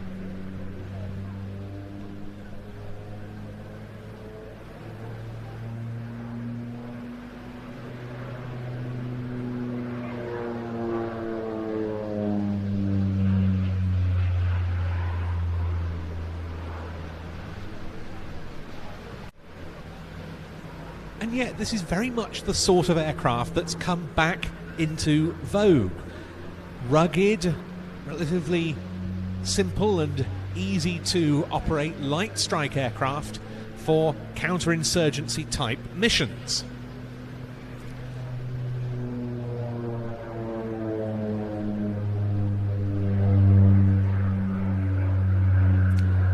A couple of very heavily updated Broncos were evaluated under an American military requirement for light armed warplanes for use in Afghanistan. And one of them deployed there in 2016 and performed excellently, although they didn't go on to place an order.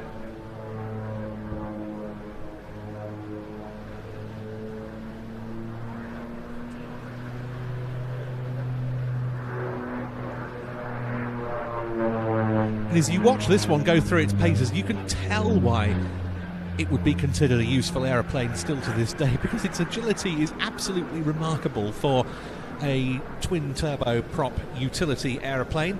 This one from the Musée Européen de l'Aviation de Chasse at Montélimar. It's the museum's main flying ambassador. It displays throughout Europe, and it's even been as far afield as Marrakesh in Morocco.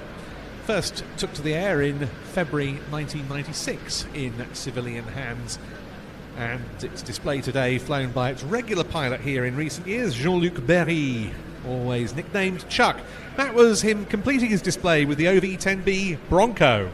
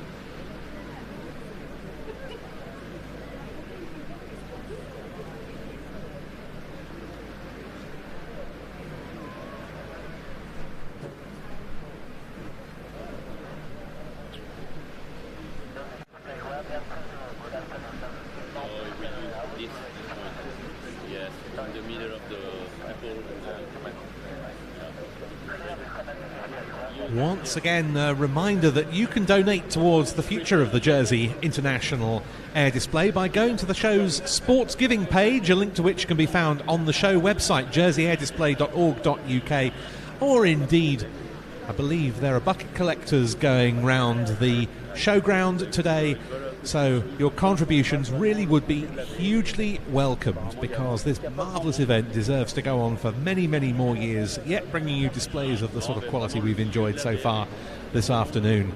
And any help you can give towards that would be much appreciated by everyone involved here.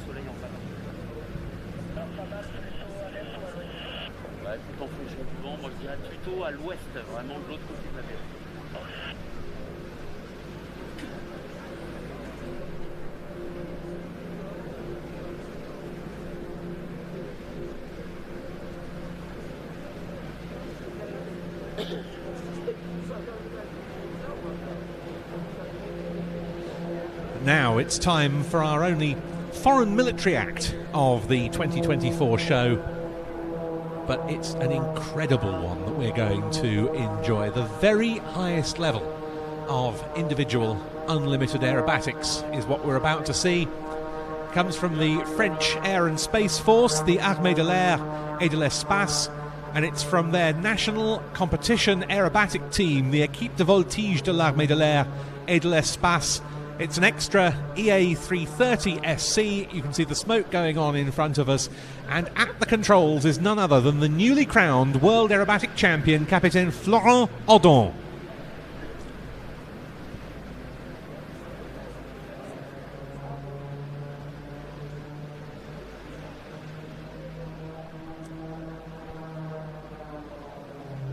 And he's beginning his display. Look at the smoke trails, with his greeting to all of you, a smiley in the sky over Jersey 2024.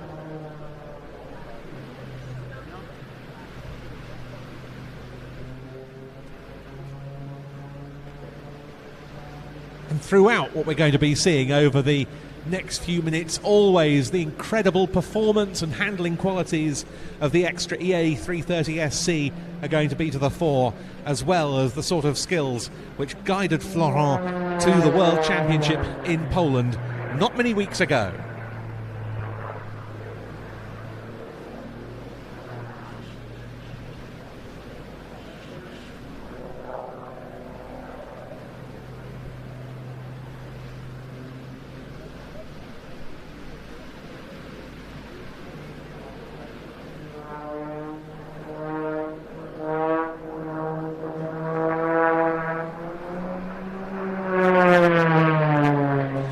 Once again, as for the jet pits, Adam Landau is with me here at the commentary position. Adam, this is one of the very best displays of this sort on the circuit, but still a great contrast to what we saw Rich Goodwin performing with the jet pits a few moments ago. Yeah, absolutely. But what I find particularly remarkable about this is that in some respects we're seeing almost a similar level of manoeuvrability despite there only being a single piston engine.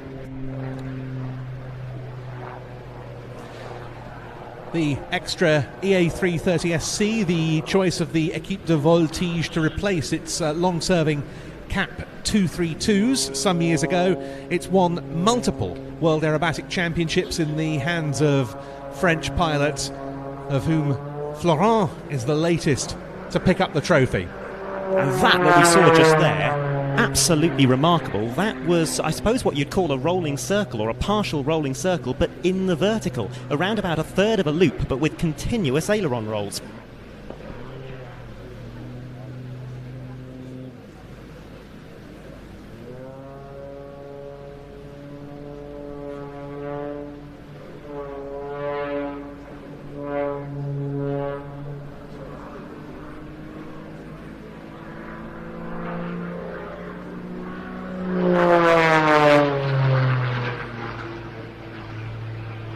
There, a demonstration of the extraordinary roll rate and precision in the roll starts and stops on this aircraft. A roll rate of around about 420 degrees per second. And as you say, very, very crisp handling, all the while being demonstrated in this display. When we're not looking directly into the sun, that is. Yes, does make it a bit tricky, doesn't it? And there, the first of two very aggressive negative G pushes. We'll see more of that later, but that is extraordinarily uncomfortable. Straight down towards us there on the B axis at 90 degrees on to the main A axis.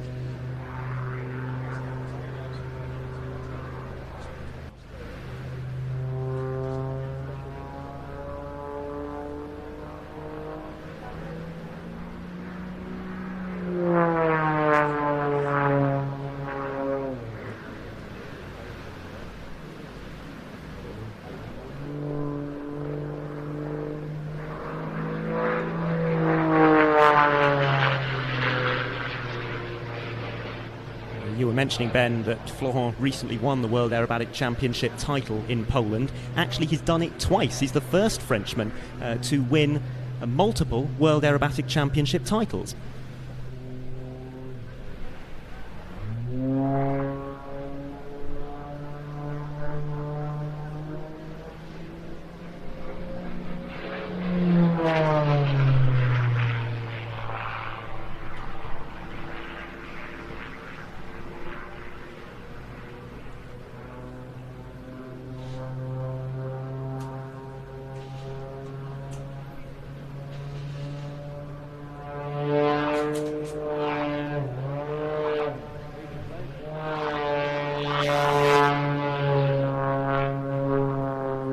This he calls a negative G Cobra.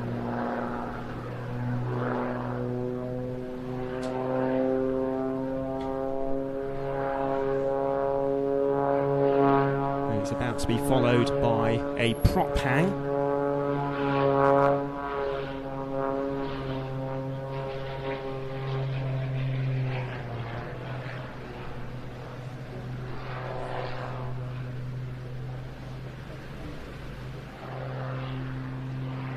And Ben, I think that's what I was referring to earlier when I said that in some ways, remarkably similar performance to the jet pits despite having a fraction of the power.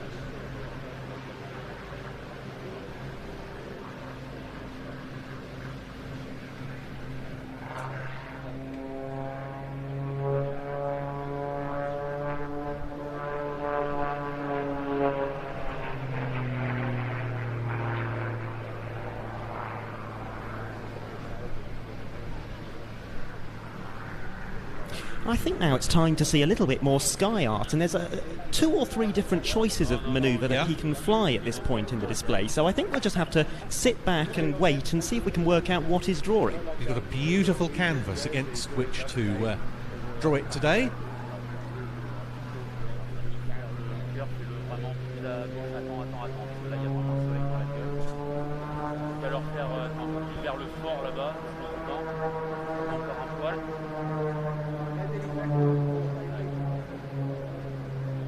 Looking at the way he started, I think I can guess what he's drawing. I think you might be right. Another salute to all of you. And that is Florent's heart.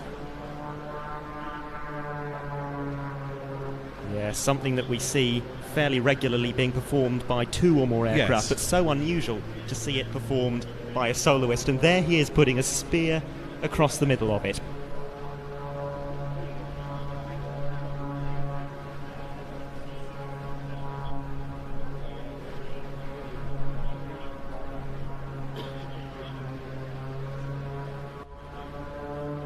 Another chance coming up momentarily to see some negative G.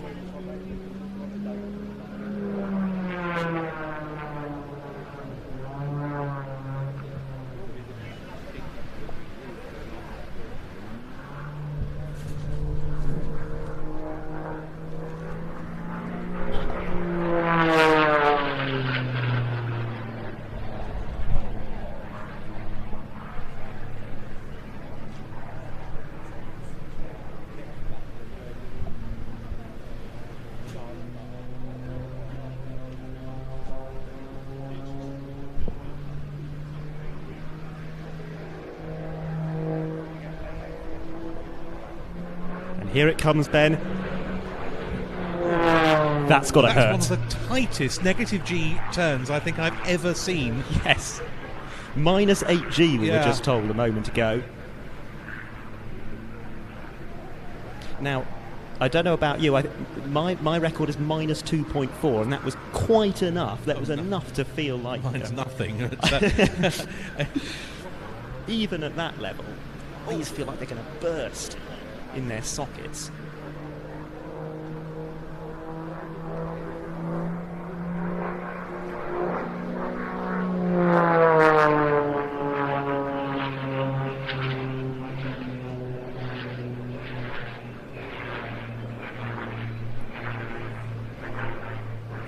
And I've used the word before, but such a crispness about the entry and exit into each manoeuvre, even the most extreme ones.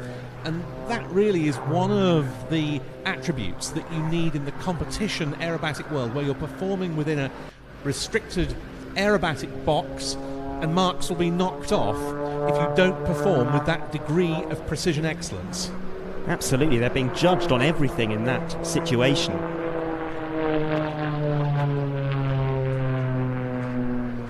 A climb, for example, at 45 degrees nose high, if they're more than a couple of degrees off that upline, they will have marks deducted. But the French are masters of this. They've won multiple World Aerobatic Championships on the trot, and this year, do you know how many of the top 10 finishers at the World Aerobatic Championships were French, out of the top 10? Well, I looked at the results the other night. I know the top 4 were all French, weren't they? I think there might have been... Rob Holland might have come third. Rob Holland was third, and then the second Équipe de Voltige pilot was fourth. Yes, that's right. But out of the top 10, 8 of them were French. Wow. Mixture of civilian and military pilots. Yes, indeed.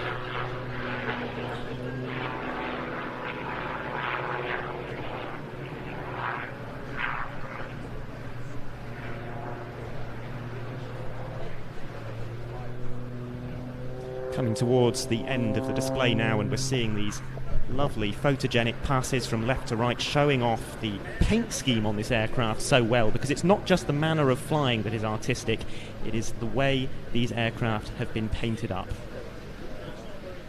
And that was the final manoeuvre there from Florent Audon with the extra EA330SC from the Équipe de Voltige de l'Armée de l'Air et de l'Espace. And much to the relief of everyone, I shall go back to my day job. Thank you, Ben.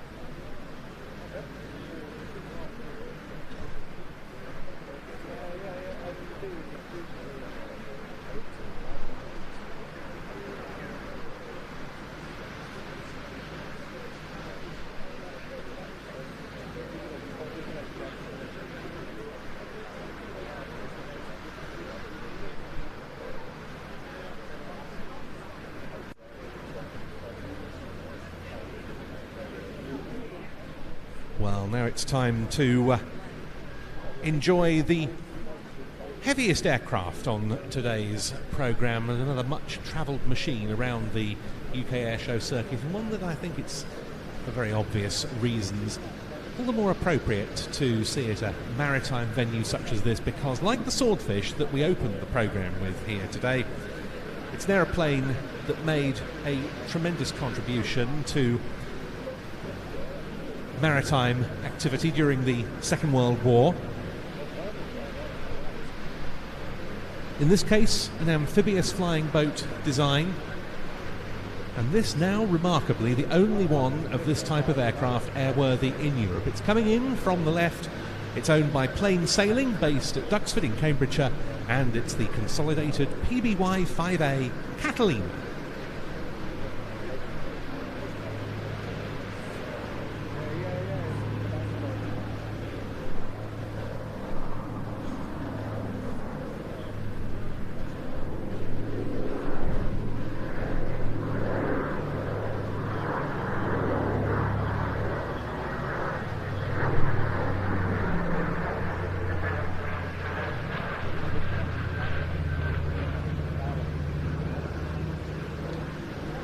Like this were used in pretty much all theatres of World War II, starting out in the Pacific, then in the Battle of the Atlantic, and in the Indian Ocean. By the time the United States entered World War II after the Japanese attack on Pearl Harbor in December 1941, 16 squadrons of consolidated PBYs were in service with the US Navy.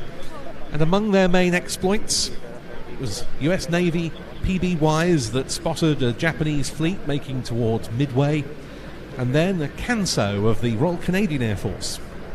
That's actually the guys in which this aircraft started out. Spotted a Japanese invasion force heading for Ceylon, and thereby helped save the Royal Navy fleet in the Indian Ocean. But with the RAF, the Catalina was crucial alongside another product of the consolidated company, the Liberator, in bridging what was known as the U-boat gap in the middle of the North Atlantic. Now look out towards the aircraft as it comes in head-on to us, because you'll see they've lowered the two wingtip floats. The earliest Catalinas were actually pure flying boats. They had no wheeled undercarriage, but the PBY-5A model like this, A for amphibian, obviously introduced those wheels.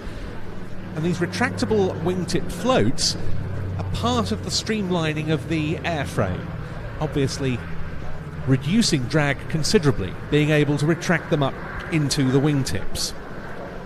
It's an innovative design in other ways as well. It's got what's called a wet wing, which means it incorporates some of the fuel tankage. And again, there's a major weight and drag saving to be achieved there. And it's got really very clean lines indeed. All this helped it set some extremely notable achievements into the books as soon as it first appeared in the mid-1930s with the patrol bomber prototype setting a new world distance record in excess of 3,400 miles on its maiden flight.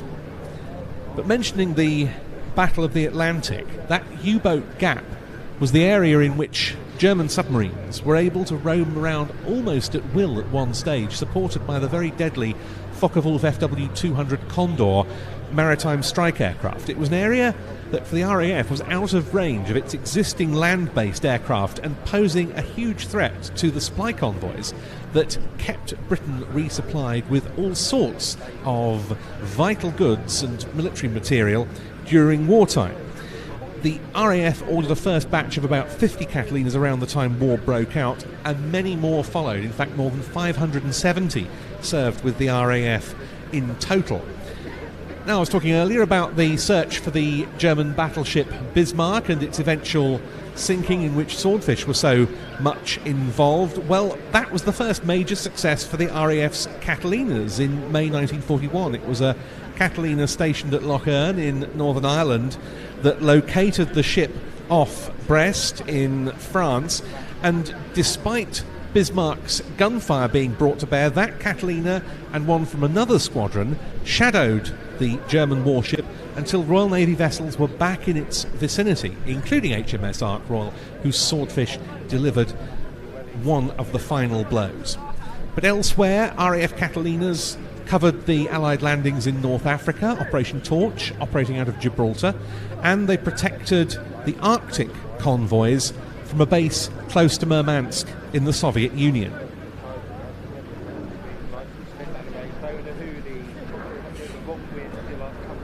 In fact, the last U-boat sinking of the whole of the Battle of the Atlantic was undertaken by a Catalina northeast of the Shetland Islands on the 7th of May 1945, so just a day before VE Day marked victory in Europe. That U-boat was actually on its first operational patrol, and it was abandoned on VE Day itself. All the crew survived.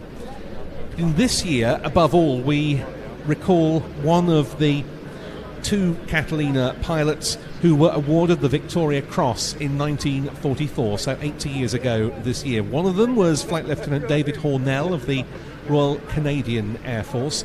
The other was Flying Officer John Cruikshank of the Royal Air Force Volunteer Reserve. And remarkably, Cruikshank, aged 103, is now still with us, the oldest living recipient of the Victoria Cross.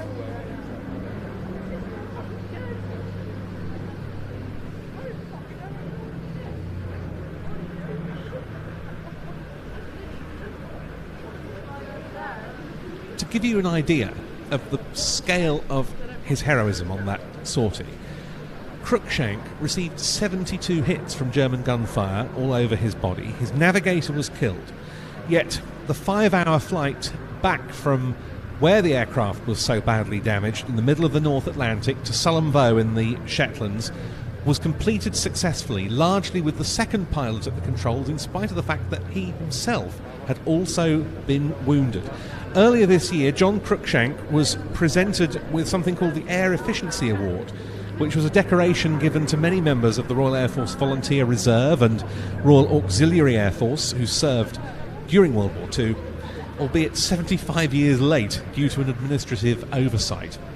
And further tribute was paid to him by this very Catalina from plain sailing when it went up to Scotland, overflew many locations connected with Catalina operations in that part of the world, and overflew the home in which John Cruikshank now lives.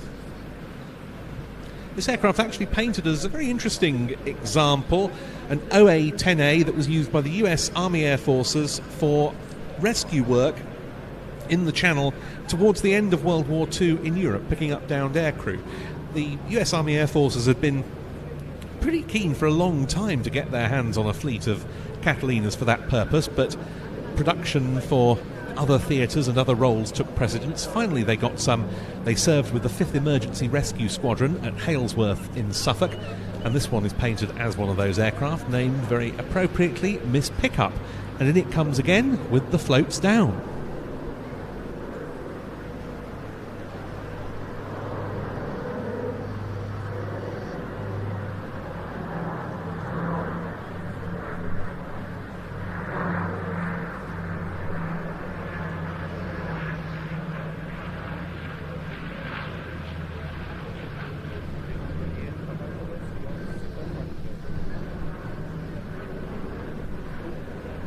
And there's a special Jersey connection in terms of the crew on board the aircraft, because for the second year running it's being captained for its display here in Jersey by John Harmsworth, who was born and brought up here, and he learned to fly at the Jersey Aero Club. If you ever go to the Aero Club, you'll see there are some impressive wooden panels inside with all of the names of pilots who have undertaken their first solo at the club, and John is one of them. His father, also called John, flew for Aurigny Air Services, and his uncle, Bill Stewart, who, like John's father, was a wartime pilot, started up Intra Airways, which some of you may remember.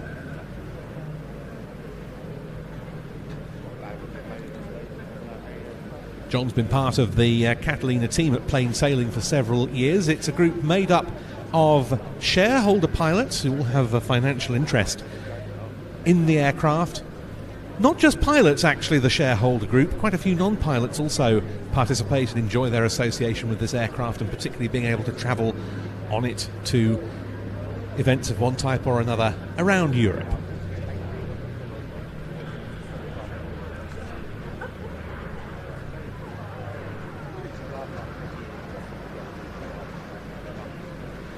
Setting up then for its final pass round in front of us.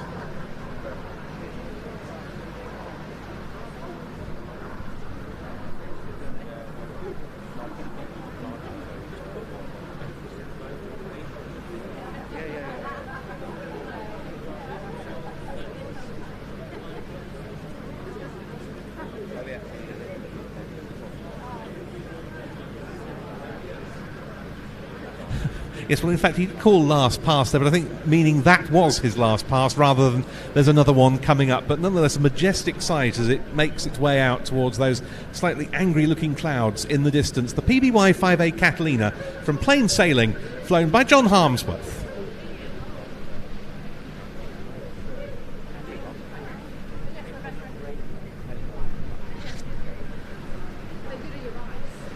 Now we have a little bit of a gap, I believe, not quite sure how long, until we move on to our final item from the Royal Air Force Parachute Display Team, so a few thank yous. I just mentioned the Jersey Aero Club there while talking about John Harmsworth and the Catalina. Thank you to them for their support for the display, housing the French Air Force and Navy Wings contingents during the show. And thanks also to the Air Training Corps No. 7 Overseas Squadron of the ATC, who've been so supportive as usual in many different ways, not least providing their HQ at Lord Sandhurst Hall as the headquarters for the air display organisation this week. And the Air Cadets have been assisting the team here one capacity or another for very many years, and it's hugely appreciated indeed. Now, I mentioned the sponsors without whom we couldn't have gone ahead this year. Just to run through them again, because it really is worth acknowledging their support to this year's display in particular. Thanks so much to the Hôtel de Normandie, the Hôtel de France, KYC 360, the La Old Manor Hotel, Hettich Jewellers, the Grand Hotel, Voisin's Department Store, Appleby Global Service, Dolan Hotels, RBC Jersey, Jersey Electricity, the Radisson Blu Hotel, the International Stock Exchange Group, and Bevismark Shipping, Jersey. Their contributions this year have been hugely appreciated, as have those of everyone who has donated to the sports giving page supporting this display. You can still do that to help ensure it carries on into future seasons, as I've been saying throughout the day. jerseyair.display.org.uk is where you can go to do your bit and donate. It would be massively, massively appreciated. We're so grateful to everyone who has done so, because without you, this super display that's not yet quite over simply wouldn't have been able to take place.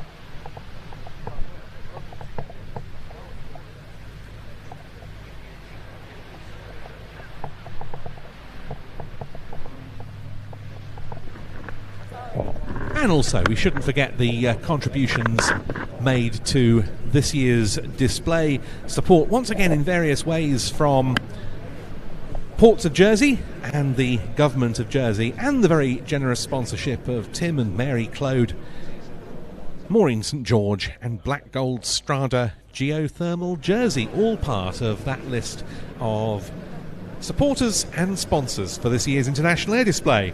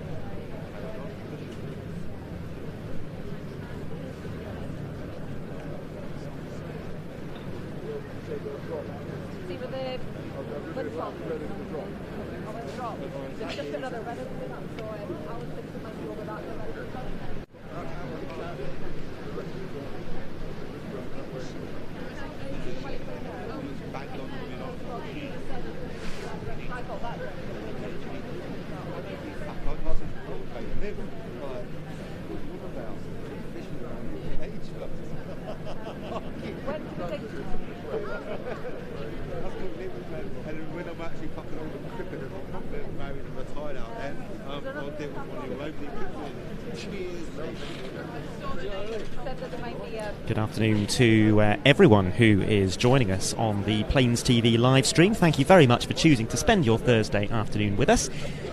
And I hope that you're enjoying the show from Jersey. We have absolutely fantastic weather, far beyond what I think we realistically expected, because a few days ago the forecast was really quite wet and windy for today, but it has turned out to be an absolutely glorious afternoon, and we've had some very rare and very high quality flying displays over the last couple of hours. We're not quite done, because we are, as Ben mentioned, waiting for the Royal Air Force Falcons parachute display team. Do bear with us, because we're not exactly sure when they are going to be commencing their display, but it should be coming up fairly soon. In the meantime, I would just like to mention, if you didn't hear it at the start of the broadcast, that we are going to be live again this Saturday and Sunday from the Duxford Battle of Britain Air Show. Another chance to see that beautiful Saab B17 dive bomber, among many, many other historic aircraft.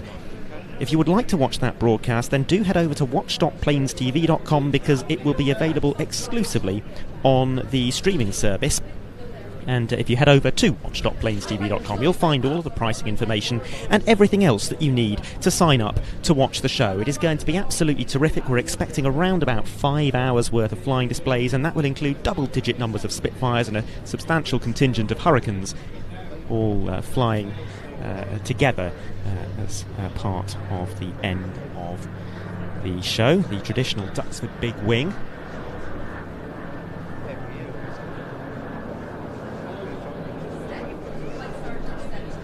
But also quite a number of other Second World War aeroplanes, the Lancaster and the B-17 flying together. That something that's only been done at 2 air shows in the UK ever, as far as I'm aware. One of them back in 1993 and the other at Duxford last year. some First World War aircraft too. The Albatross, for example, and I believe the Airco DH9. Well, how often do we see them? There's something like 5 or 6 First World War aeroplanes in total. So, as I said, a wonderful show at Duxford with all of those warbirds, some modern RAF contributions as well in the form of the Typhoon FGR4 solo display and the F-35B Lightning roll demonstration. Do join us over the weekend. Head to watch.planestv.com and you will find all of the information that you need to sign up and watch. In the meantime, though, let's stick with the live action here in Jersey as we await the arrival of the Royal Air Force Falcons parachute display team. And as we do wait, we did head up to the airport earlier on today and record some interviews with some of the participating pilots, and we may be playing some of those out. It depends how long we think this gap is going to be. I shall speak to you all later, but back to the live action with Ben Donnell.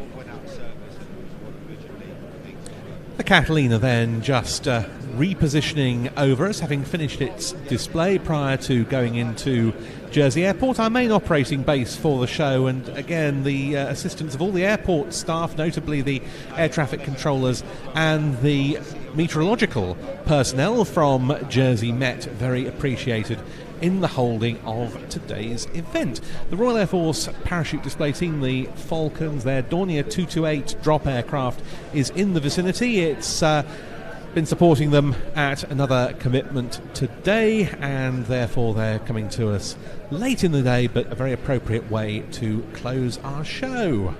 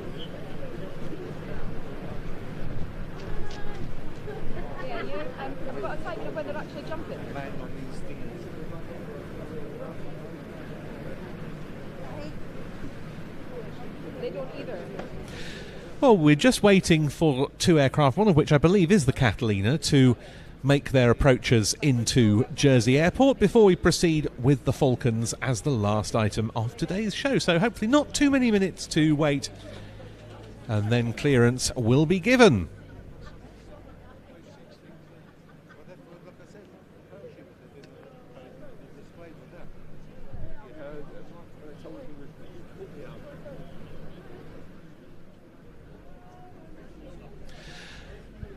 In the meantime, in case you missed them earlier, we had the opportunity before the show started to talk to a number of the display pilots and crew members who have entertained us so far today. Hopefully you all enjoyed the Turbo Firecat from Alençon in France as much as I did, giving its first display at a British Isles event.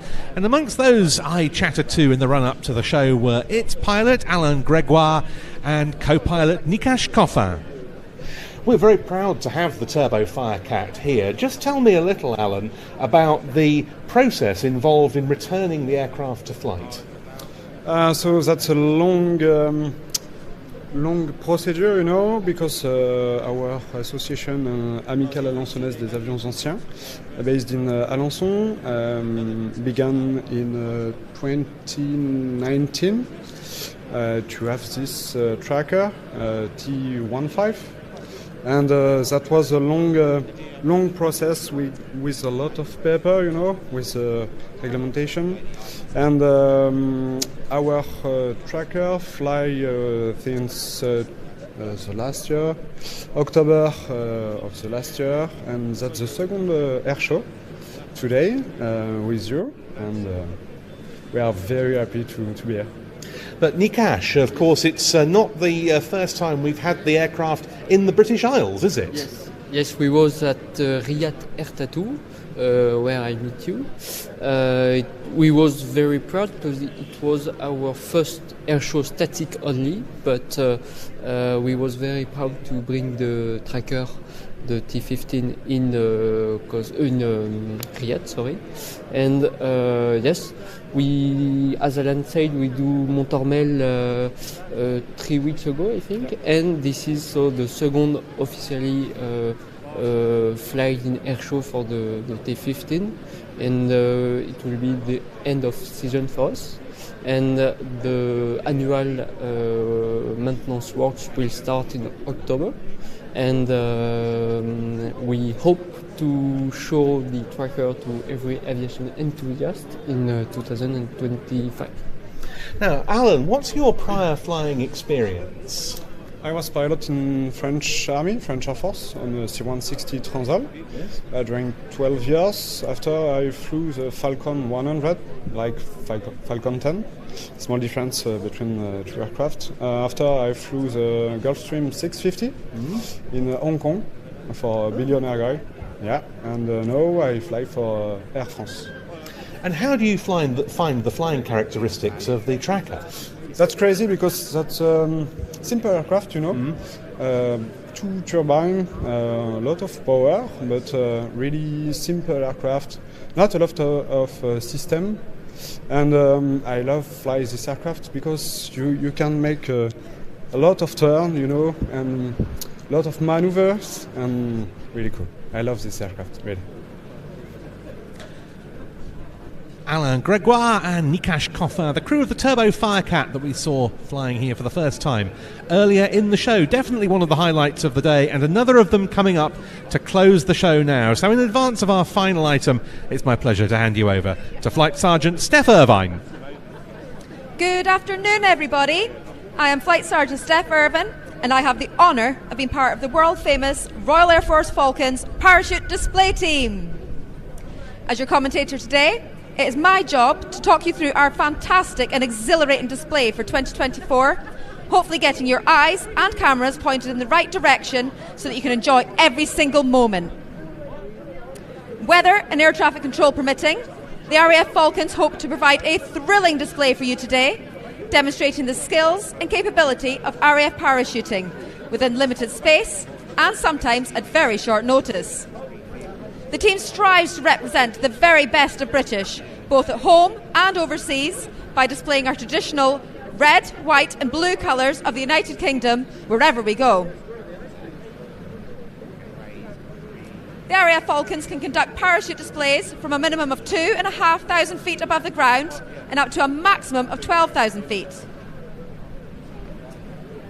Today, the weather conditions are presenting us with some challenges, and therefore we're just going to see what kind of show we can put on for you today.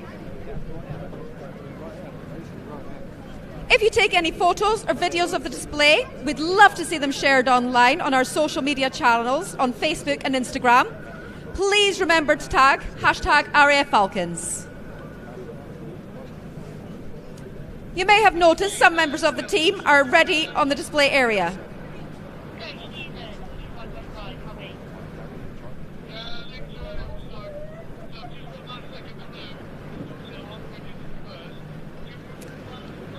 The team on the drop zone are known as the drop zone team, who are setting up as we speak. Today, they are led by the drop zone safety officer, Flight Lieutenant Alice Rogers, and assisted by survival equipment technician, Corporal Dan Edwards, and RAF photographer, AS1 Tom Barnard. The drop zone team are responsible for preparing the landing area and checking the wind speed and cloud base by tracking a red helium-filled balloon that you may have seen. The information gathered from the flight of the balloon allows the drop zone safety officer to calculate the direction in which the aircraft should approach and the point at which the team should exit from the aircraft. This is vital because although the canopies are very manoeuvrable, the team must be released at exactly the right point to enable them to free fall for a predetermined time and then land in the area you see in front of you today.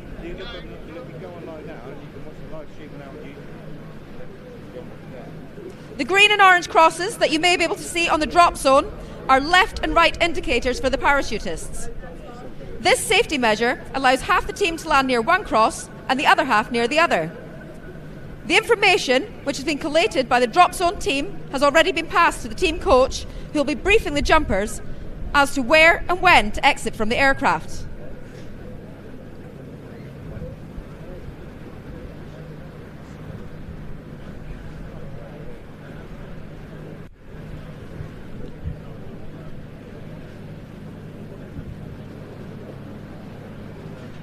Today, the RAF Falcons will be jumping from a Dornier DO-228 aircraft. It's the newest aircraft for the RAF Falcons fleet and our primary jump platform, provided by our defence partners Summit Air. This dual-engine, side-doored exit aircraft provides everything that the RAF Falcons need to provide an exciting show. Operated by a crew of 2 pilots, this aircraft can carry up to 19 passengers and flies at a top speed of 257 miles per hour, slightly faster than a Formula One race car.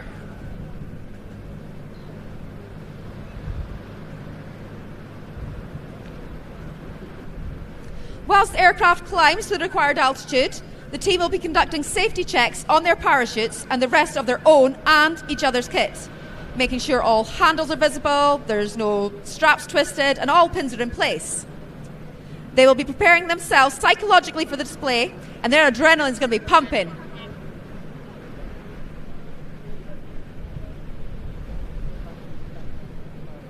Of course, the RAF Falcons could not do their job without the fantastic support from their sponsors for the 2024 season.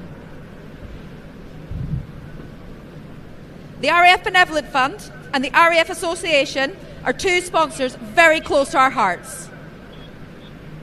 They continue to provide support to us and the wider RAF family with their incredible hard work and generosity.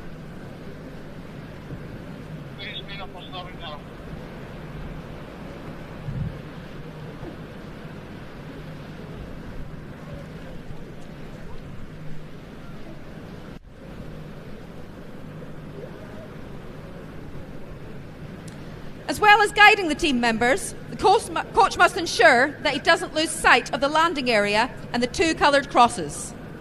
In very strong wind conditions, the release could be up to 2.5 kilometres away, which can make locating the drop zone quite a challenge.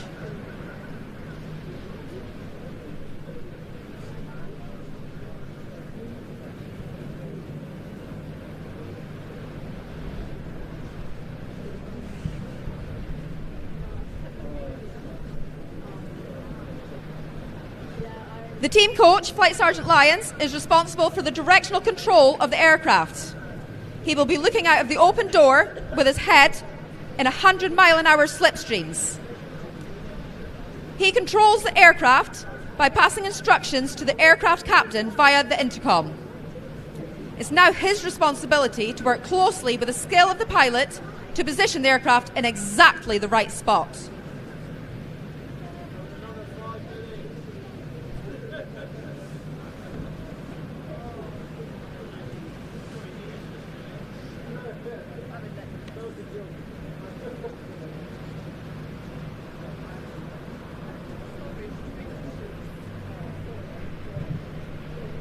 So as we wait for the RAF Falcons, if anyone can see the white Dornier aircraft, please make sure you point it out to me so we don't miss the start of the show.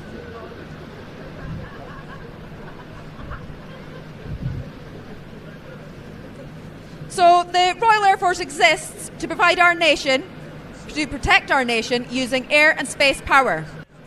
For more than 100 years, the RAF has defended the skies of Britain and projected Britain's power and influence around the world. So I'll give you a little bit of history about the RAF Falcons before they display for you today. So in 1961, 6 parachute jump instructors from No. 1 Parachute Training School, based at RAF Abingdon, formed a 6-man team calling themselves the Big Six. They were pioneering days.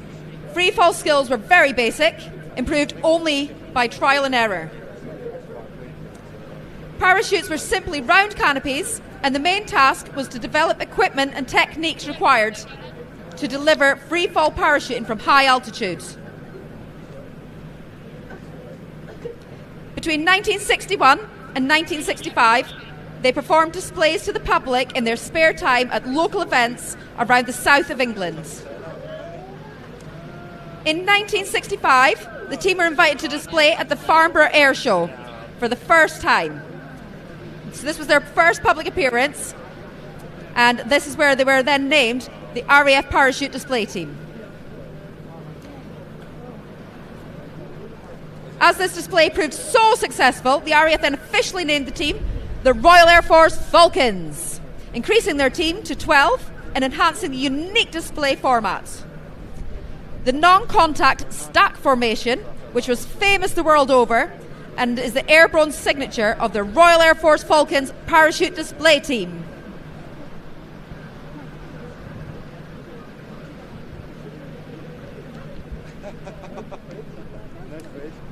So I've just been informed by the drop zone safety officer that we are going to be going for a low show today, which means that they will be jumping from between 2,500 feet up to 3,500 feet.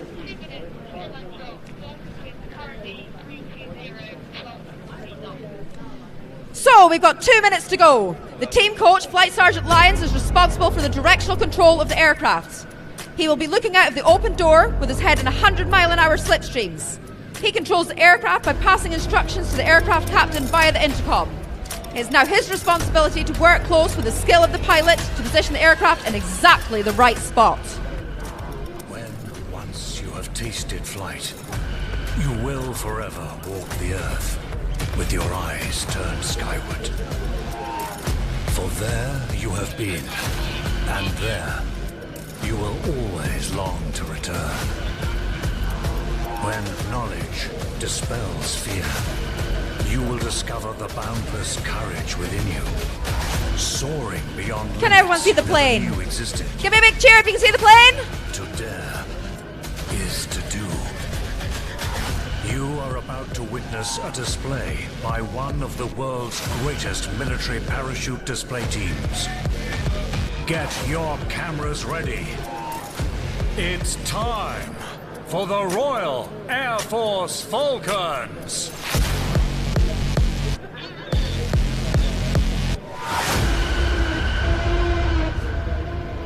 So the team coach, Flight Sergeant Lyons, he's now looking out the door, waiting for the right time to signal the team to leave the aircraft. He will exit first, and then each jumper will follow, exiting every 3 seconds, deploying their parachute almost immediately.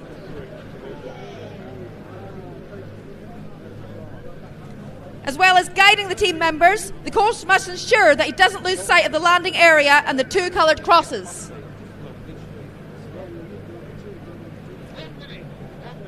In very strong wind conditions, the release could be up to 2.5 kilometres away, which can make locating the drop zone quite a challenge.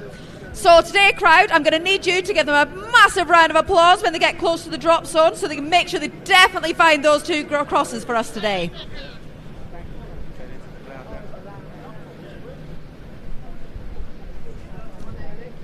As they fly overhead, a red light will appear in the aircraft, and this is a signal for them to jump. This is a very tense and exciting time for the team. And there they go, the 2024 Royal Air Force Falcons Parachute Display Team. The red smoke trailing from their legs is created by smoke canisters attached to their boots, which was activated at the very last moment before they jumped from the aircraft. We can see all 9 canopies have safely deployed as the team immediately begin manoeuvring into the snake formation.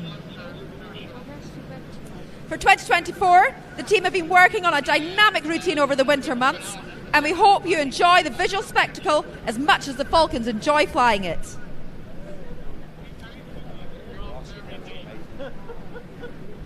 They have built the snake formation by turning 180 degrees back up the jump run direction.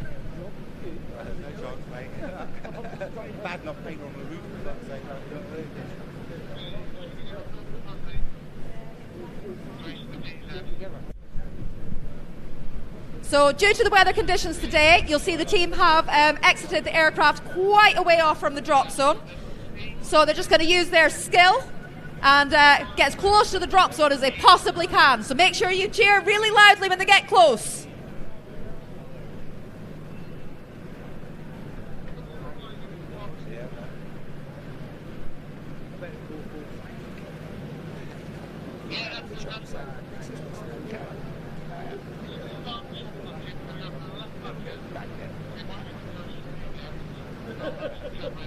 Make sure you get your photos today, and on our Facebook and Instagram page, if you tag hashtag RAF Falcons, the Falcons would love to see your pictures.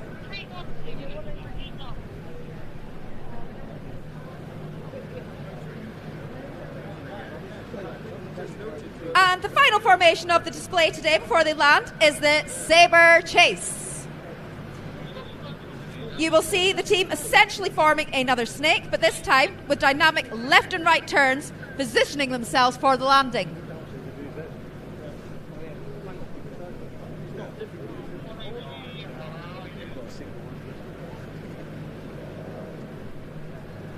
And this is where the perfect photo opportunity is. So as the parachutists are now approaching the drop zone, luckily, they're now able to hear you, so please put your hands together and give them a huge cheer and encourage them to show your appreciation for the skills that they've demonstrated today by the Royal Air Force Falcons.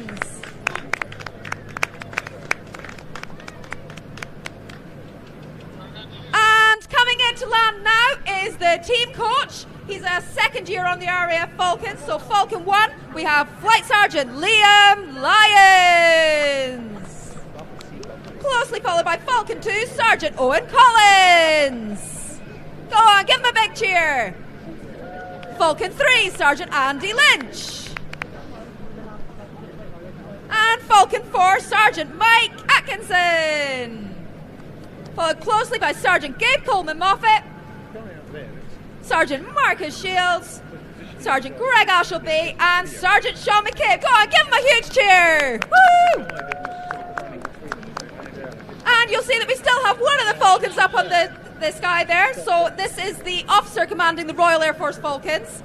Today she is flying with the RAF ensign, so again another perfect photo opportunity up there. Look at that sky.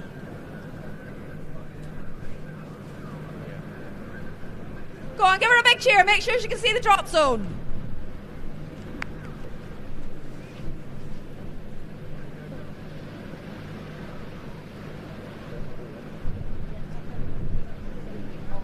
So here she comes. This is the officer commanding the Royal Air Force Falcons, Flight Lieutenant Jennifer Littler. Go on, give her a big cheer. So we haven't quite finished yet, as the team will be completing their lineup and official salute today. They'll quickly remove their equipment as their helmets and goggles come off and the parachutes are gathered in.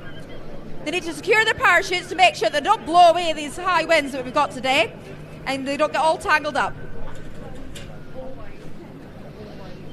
You may now be able to see the drop zone safety officer, Flight Lieutenant Rogers, take her position in front of you, the crowd, who will be taking the salute today. Once all the Falcons have their berries on, it's assigned to the drop zone safety officer that all drills have been completed. She will then call the team up to the line, and the officer commanding the RAF Falcons will take them to the position of attention.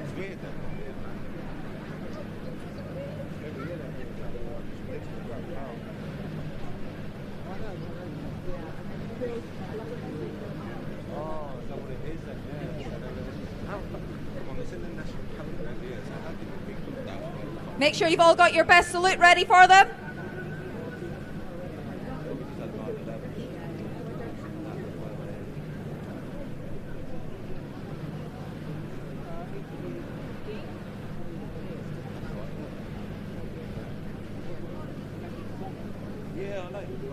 It's quite windy down there today, isn't it?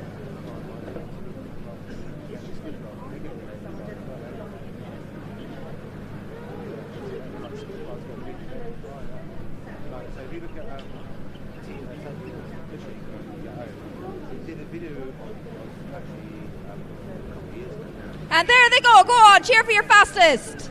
Who's your favourite today? It's hard running on that sand.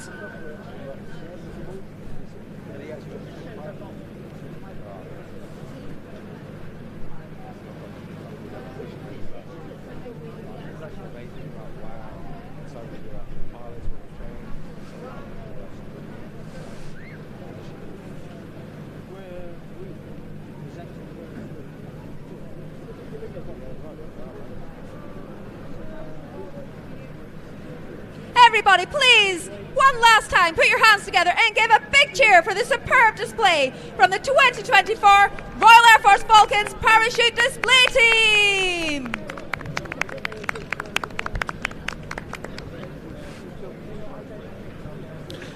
Steph, thank you very much indeed, and what a lovely way to bring this delightful display today to a close. Now, thanks to all the members of the Royal Air Force Falcons. And well, that's it for the flying at the 2024 Jersey International Air Display. And what a great day it's been with some really top quality action in the skies here. And what beautiful skies we enjoy, as we were mentioning earlier on. Far better than we had ever anticipated. It's turned into a glorious afternoon. We hope you all have a lovely evening here around St Helier or wherever you may be on the island. Before we go, a few thank yous. Thank you very much to Plains TV for live broadcasting the event today and for their technical support in providing the commentary here at the venue, and not least to Adam Landau for assisting me with that and with commentaries on a couple of the solo aerobatic acts today. Thank you to all of the event sponsors that I listed not so long ago for their backing in putting on this event. We hope the representatives of all of those organisations have had a great day with us at this 2024 edition of the show.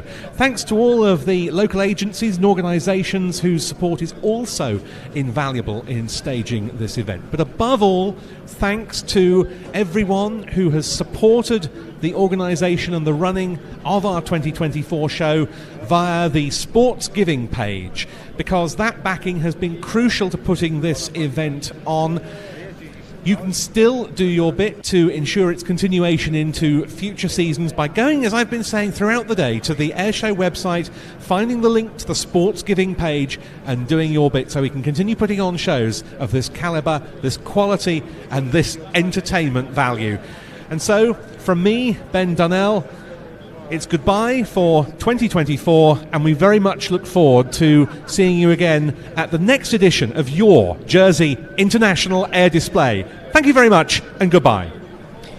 Well, thank you very much to Ben Dunnell for talking us through the action over the course of today's live broadcast. What a splendid afternoon we have had. But this is just part of a very busy week for us at Plains TV, because at about 4:30 a.m. tomorrow morning, our alarms are going to go off. We're heading to the airport and going to Duxford for the Battle of Britain Air Show on Saturday and Sunday. Yes, that is a very, very early start indeed, and none of us are looking forward to that, but we are very much looking forward to Duxford, one of the highlights of the British Air Show season.